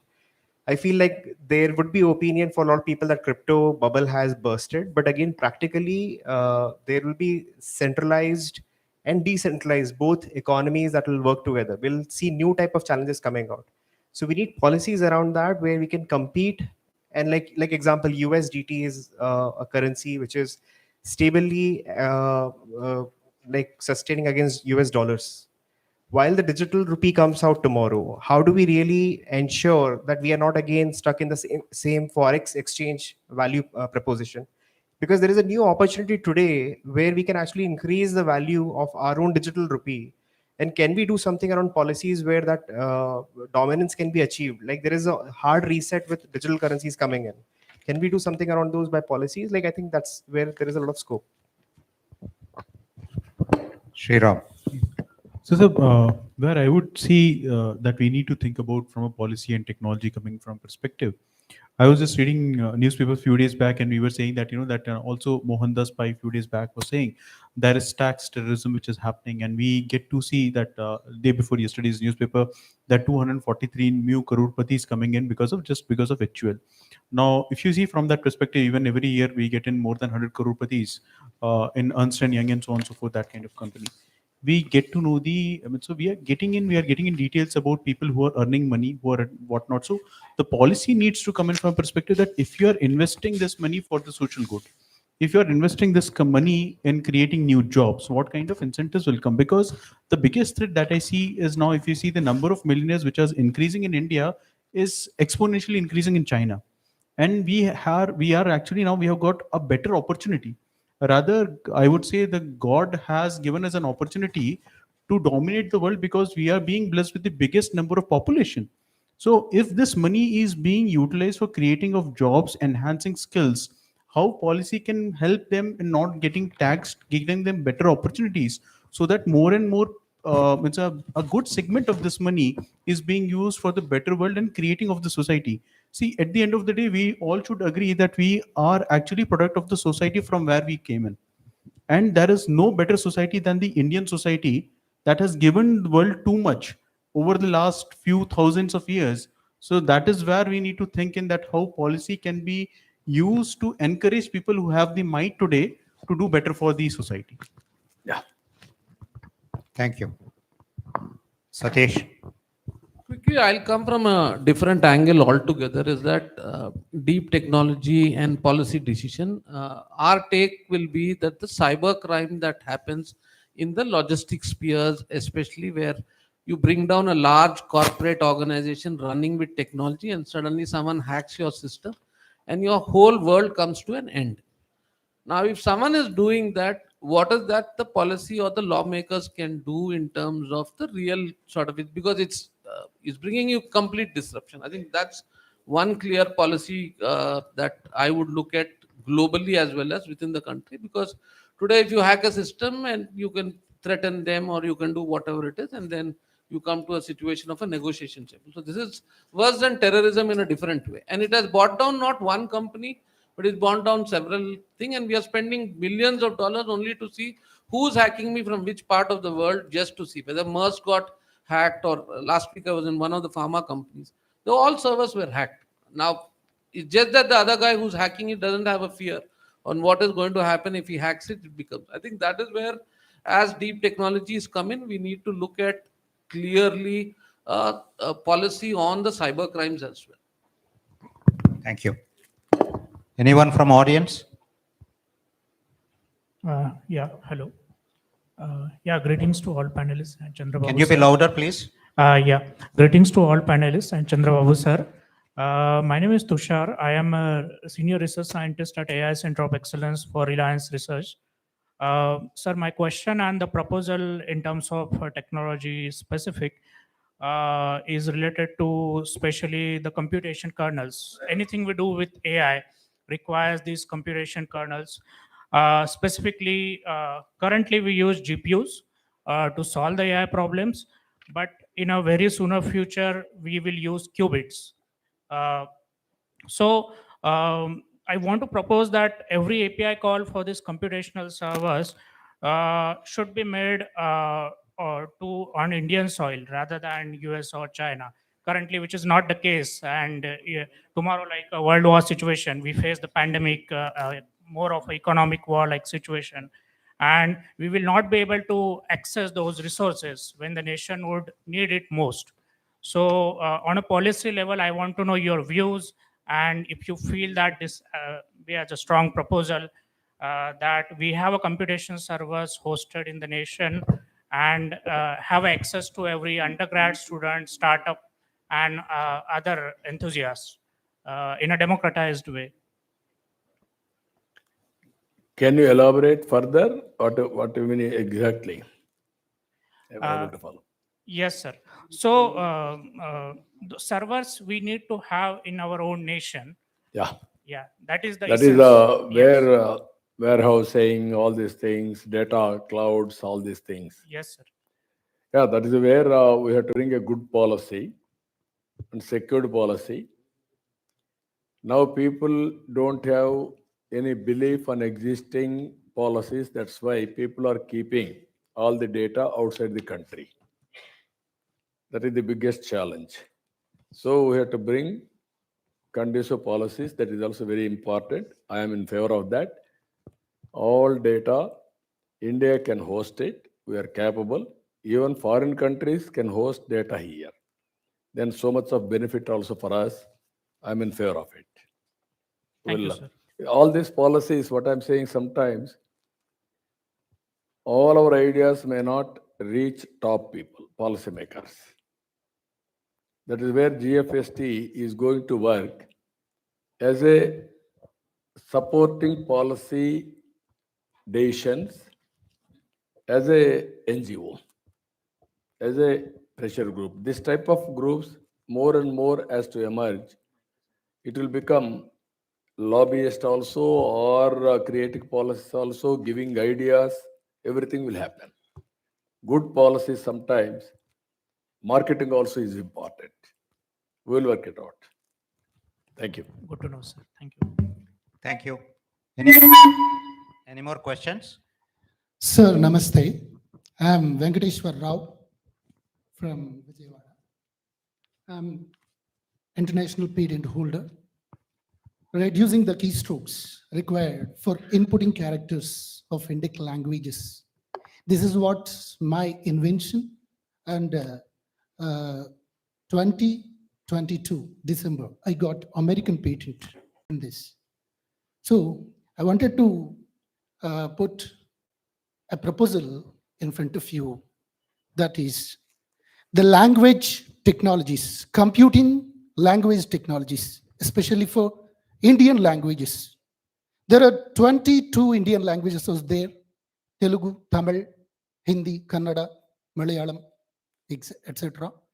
So that's why in coming trends, when we compare with 2011 and 2021, there are massive uses of languages, Indian languages, in the cell phones or in some other computing technologies. And IBM, Microsoft, and big companies also concentrating on these latest trends. That's called localization. So I wanted to put in front of you a proposal. That's what the encouraging local languages in computers, computer technologies.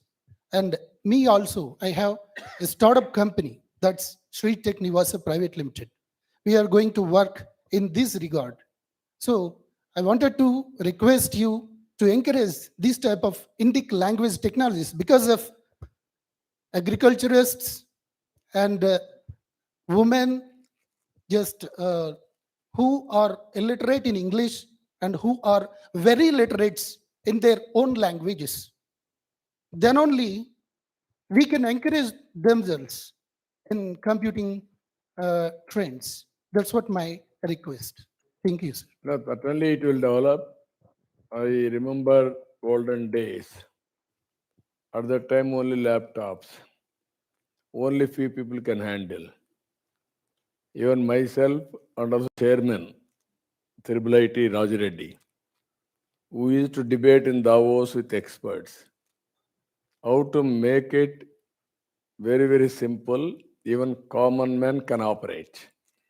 That is where icons at the time we used to think. Now it is a reality. Even common man is using better than us. Exactly. Second one, language. We used to discuss from the beginning. Now local languages also, people are working in that. More and more softwares, all penetration, all these things has to come. All these things demand. There is a demand, people will come to innovate. It is a reality now. Indian languages are penetrating. It is going to happen. We'll also promote. Thank There you. is a lot of difference between 2011 and 2021 in uses. No, another 5 years, you will see so much of difference again. With Thank you, Chat GPT also is struggling to work with local languages as of now. Exactly. That will be the biggest revolution in future. If they do properly, then it's a big leapfrog. It's going to happen. Thank you, sir.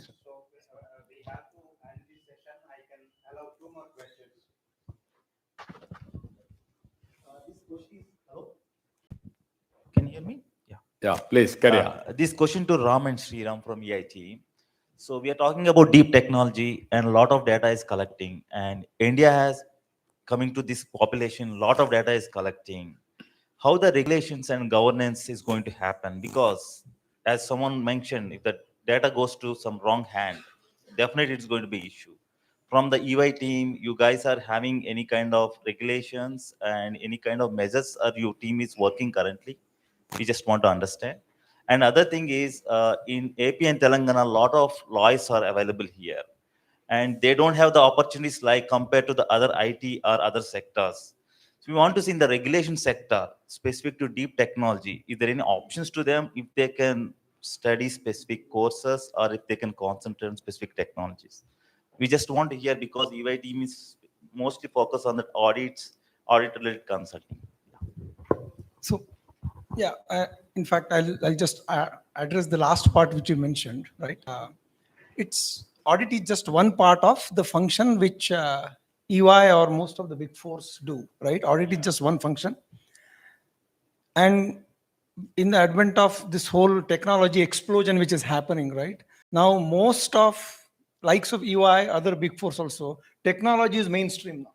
So technology consulting is the largest practice, if you will, right? In most of the big fours. Now, the data and the policy part, right? As a part of the government sector or vertical, right? Within EY, we work very closely with the Ministry of Information Technology, right? And that's where I was referring earlier to the data related policy. Because going forward, the data generation, the sources itself is going to explode. Every device is going to generate data and devices have to communicate with each other. And that is very important. So already there is a data policy as well as there was a question on data residency also. So that policy, EY is already working with some of the ministries. So, and I'm sure other big fours are also, right? Because everybody is participating in that. That is already in works. I think the minister sometime back also announced that, yes, there is a draft which is coming out, right? But I think that's very important piece. And especially when AI and some of these tools are becoming mainstream and every citizen is using those, that becomes extremely important. So I think it's high time government has to come out with that. So EY is working with the government and the ministries on that. Any CAD? No, I just wanted to say, like, that with reference to EY, when even we are working with quite a lot of different government agencies, the first thing that we look at is the data. So, like, for example, I was being asked to work on give inputs for creating startup policy in one of the states. And in that particular state, it is one state wherein it's one of the most highly, joblessness is there. In that index, it's very high.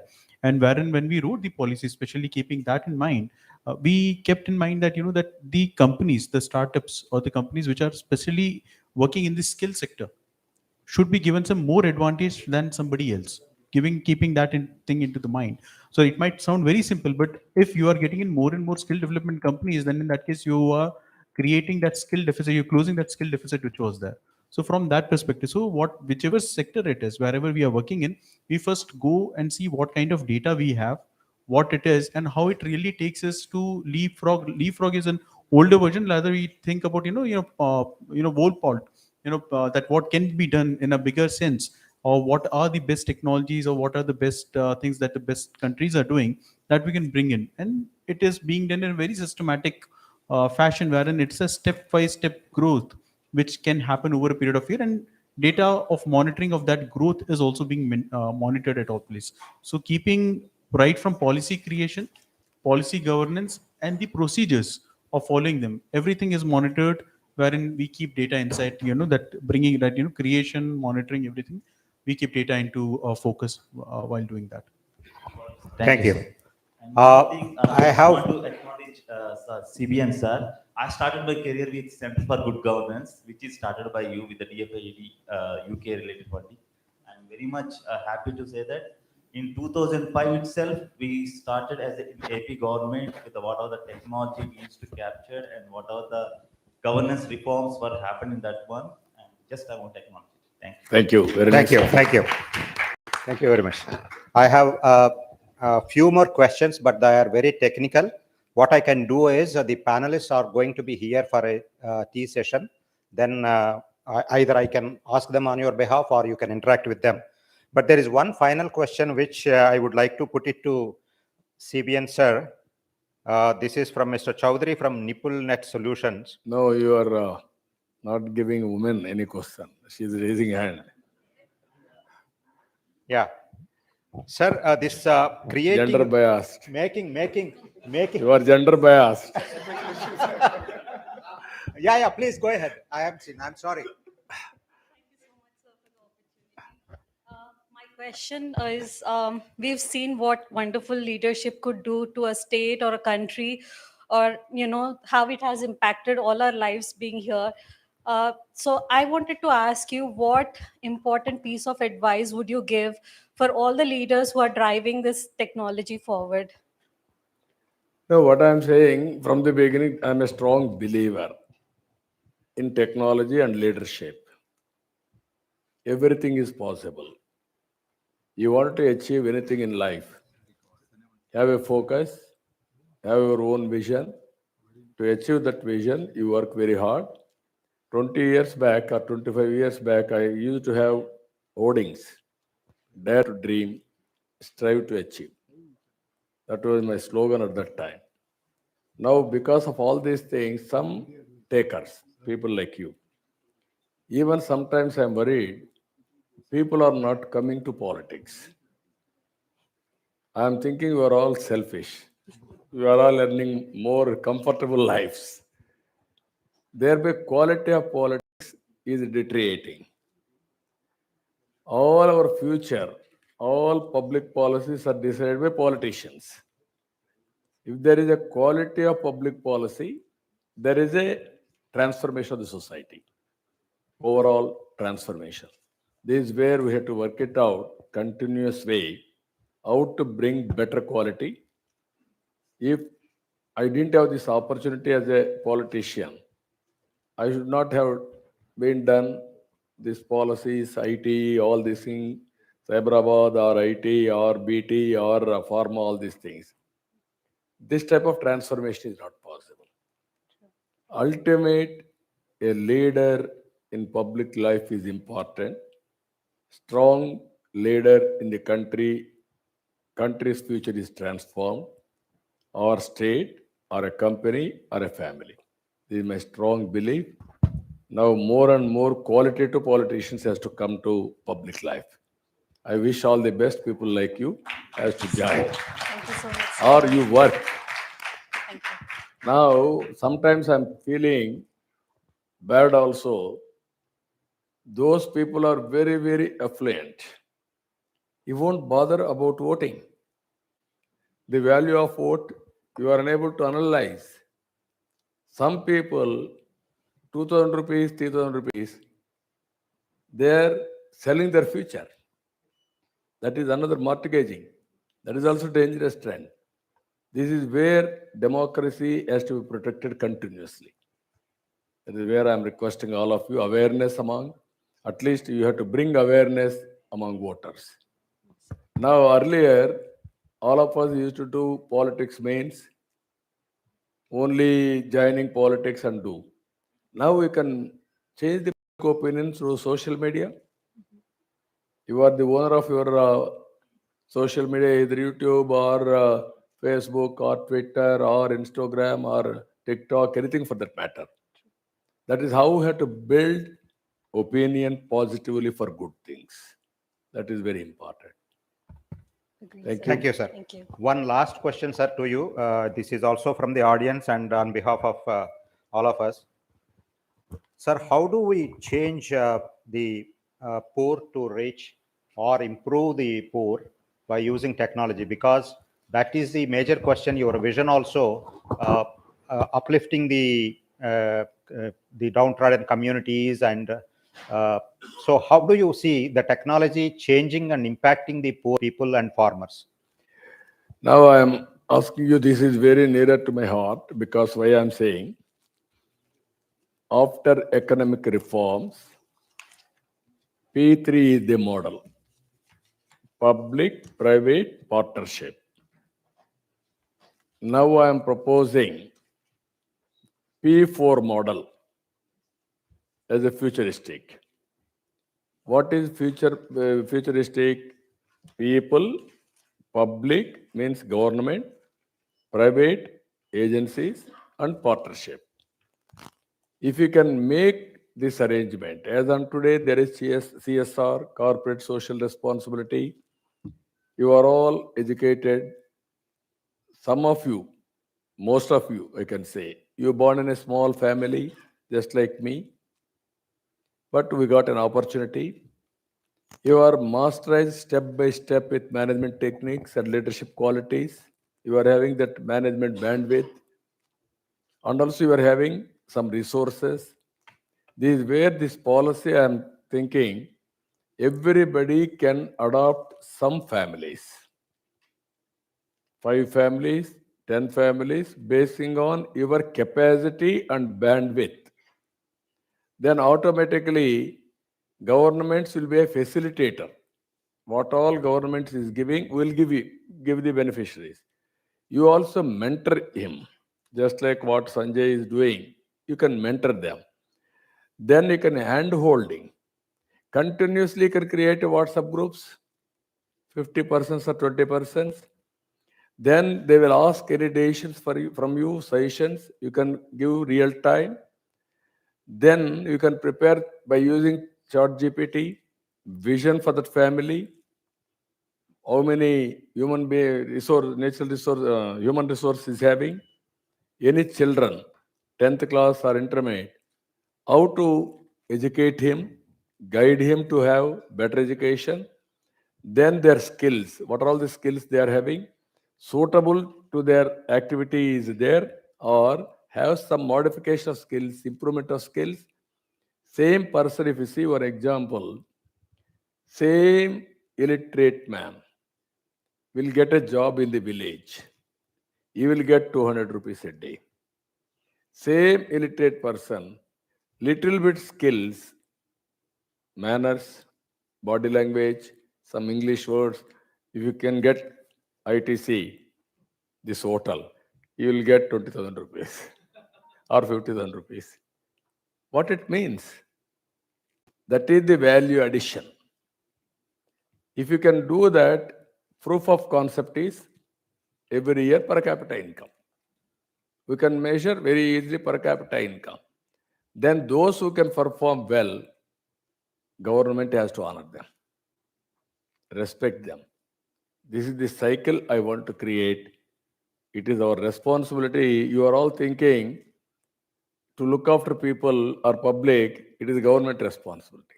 You are also taxpayers. You are earning money, you are giving to government money, that money we are spending. But if you involve, it is a quick transformation. This is where P4 model. I don't have any doubt, I'm telling you again and again, you write down today, 2047.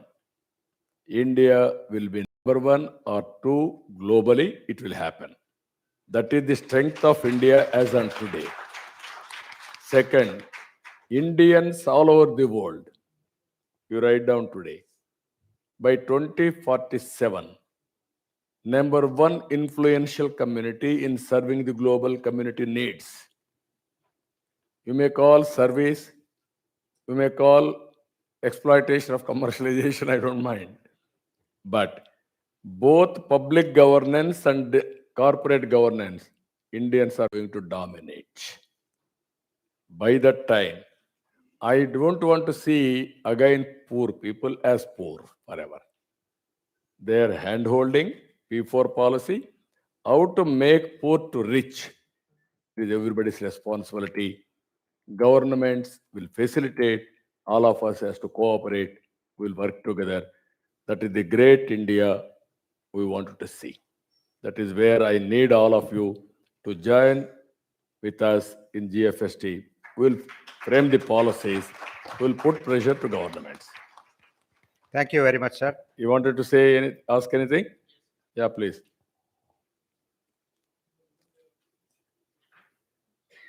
Okay, sir. So myself, Sharat Muthyala. So I have two questions here just related to the technology. The first question is that with the rapid increase, yeah, thank you.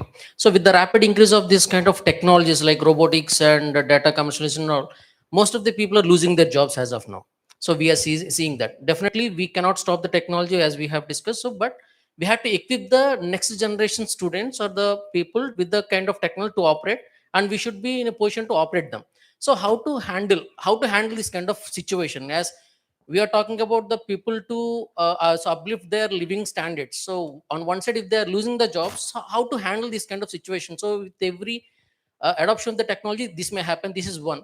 And second thing is that how we can also use this kind of deep technology in this kind of taxation system, because most of the MSMEs are facing the tax issues, and individuals are facing the tax issues. As you have rightly mentioned, sir, that we are the taxpayers has to take the responsibility of this, and so directly or indirectly paying a lot of taxes and owning the ownership is also one challenge.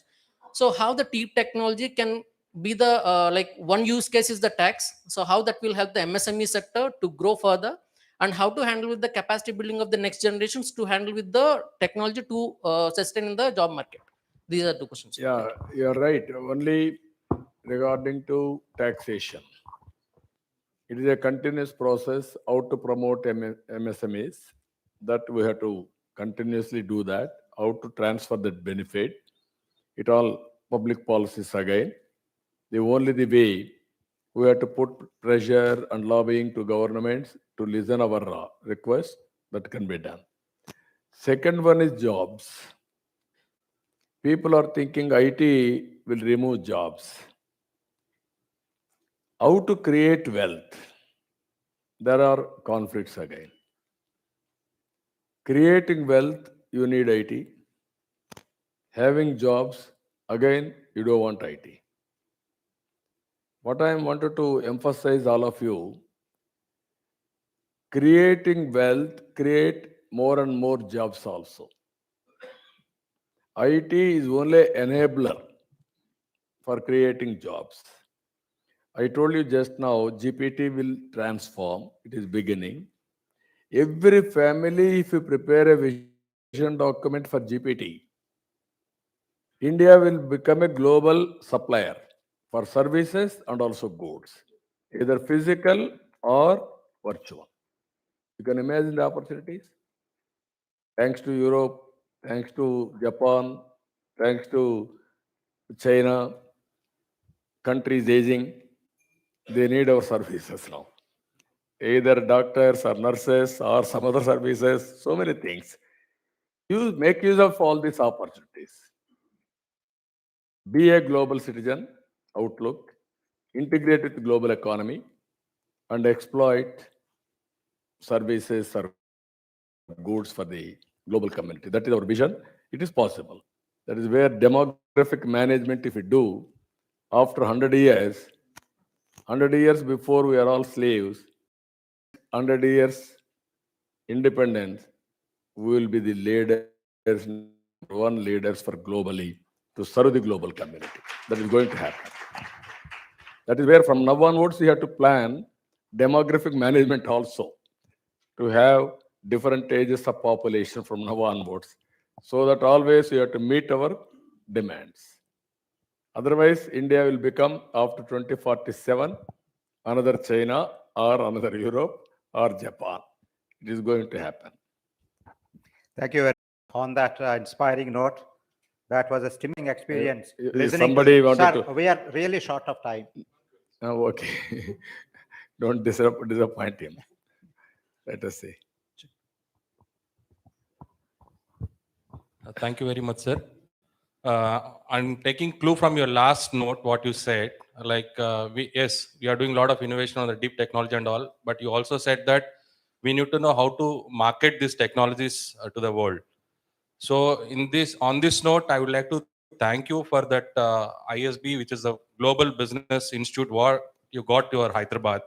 From last 20 years, 20 plus years, I think we have not received any other institute just like ISB. So I just want to thank you, sincere gratitude, getting the ISB to Hyderabad. Now, I'm very happy he has given a solution, ISB solution, to get jobs or outsourcing consultancy. Even for ISB, how much effort I put at that time. Fortune 500 companies wanted to start business school. Then it has reported in some magazine. They wanted to go to Bombay, Maharashtra government, Karnataka government, Tamil Nadu government. Then no agenda for Andhra Pradesh. At that time, Andhra Pradesh was not in the map. Then my secretary told me. Then McKinsey chief at that time, Rajit Gupta was the chairman of that committee. All top people are in the board. Then I telephoned to them. They told me, sir, you are right, but we don't have any inclination towards Hyderabad. It is not in our list. Then I told them, okay, don't consider Hyderabad. Come for a cup of tea or breakfast, and then you decide on merits. I don't mind. Then they came.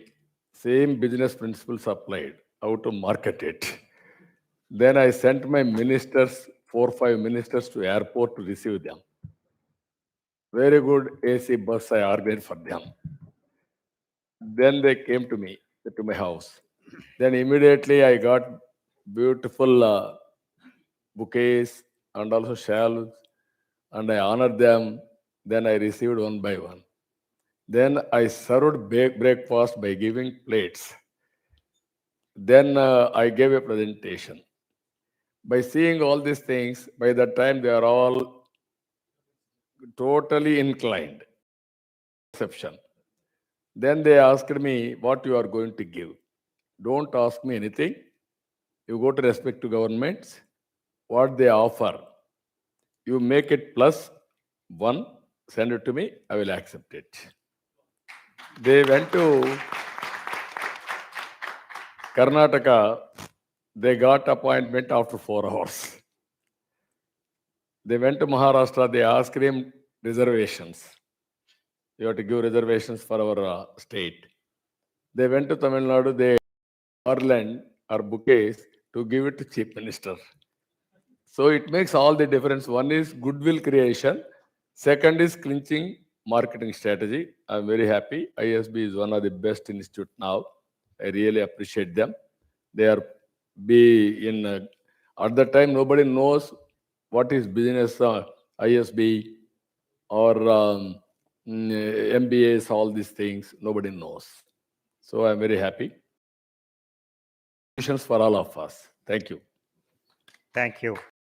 Sir, that was really stimulating experience listening to the visionary. I was talking about digital technologies 2 decades ago and now looking ahead of another 2 decades to create a society where technology is used to uplift the marginalized communities, ensure equitable access, and address all social, economic, and environmental challenges. As always, sir, it was a very inspiring session. We are really fortunate to have you with us, and thank you so much for sparing time and sharing your thoughts. A big round of applause, please. Before I announce the formality of giving mementos to the panelists and to the chief guest, I request Sri S.P. Tucker sir to come over onto the dais and say a few words.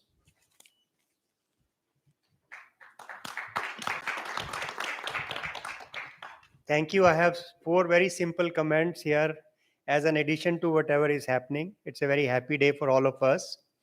Point number 1 is we are looking at new model of governance in the country for which we can show the way. And we are looking at near future where the poverty word will simply go out of our system. And that's how the system is growing, especially when India is going to move from 3 trillion to 10 trillion in the next 10 years and then 40 cross beyond that. So per capita income is rising, all equity is getting answered. This is point number 1. Now, point number 2 is that what is the outcome of this group's discussion today? This is a beginning of discussion, not an end of discussion. So it results into number of outcomes for which the groups will have to be formed, people will have to come together. So first of it will be public policy. If you are looking at 2029 and 2047, so public policy will be one critical item. Action planning simultaneously will be another item. Mr. Naidu always has talked about Falcon X, which he started, Nandi Foundation, which again he started. There are so many things which are there. On similar lines, if we are looking at startups of 2 kinds, the existing units which are already working and they are struggling, like we have a digital stack for MSMEs, again how it comes out, and the new startups.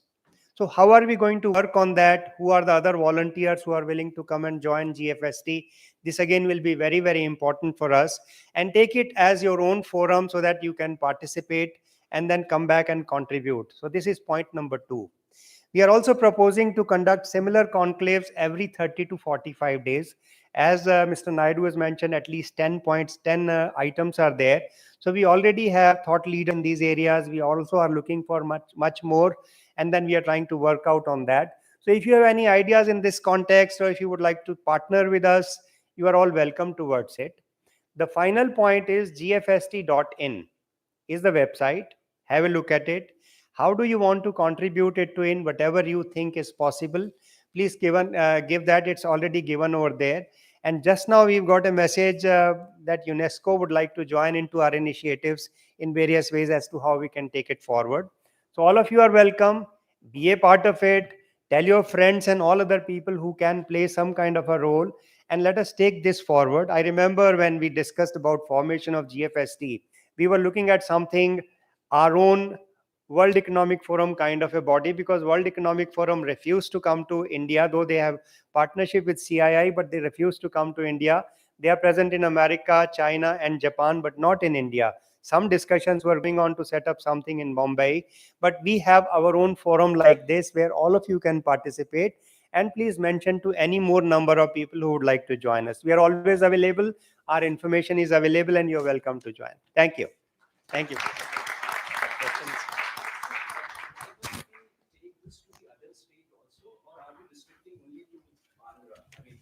No, India at 800 for Indians, and every state is welcome. Like we have a member here who is participating in 10 states. So Telugu's is one thing, but all other states also are welcome for that. It's open in every possible. And as the name says, it's a global forum. So there is no regional limitations. Thank you very much, Tucker sir. Now I request Sri Chandrababu Naidu Garu to give mementos to all the panelists who contributed to this forum. So firstly to Mr. Sanjay Jasrani,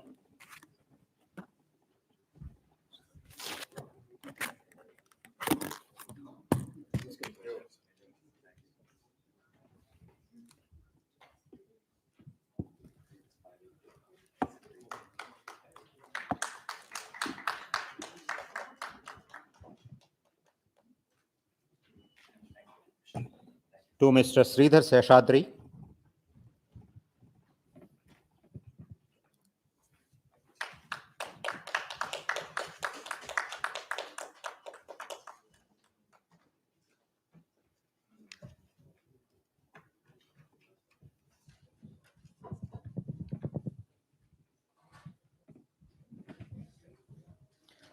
Next to Satish Lakaraju.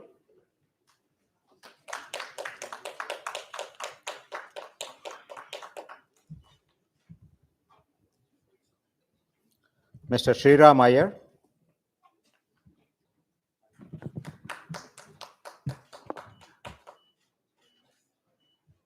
And Ram Deshpande.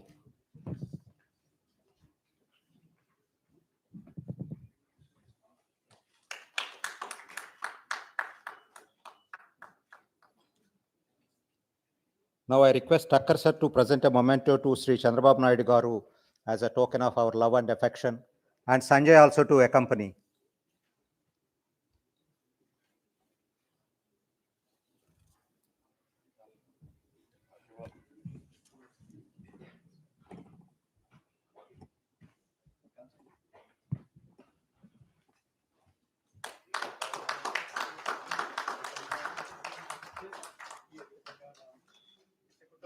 Kutumbrao Garu, Ramnath Garu.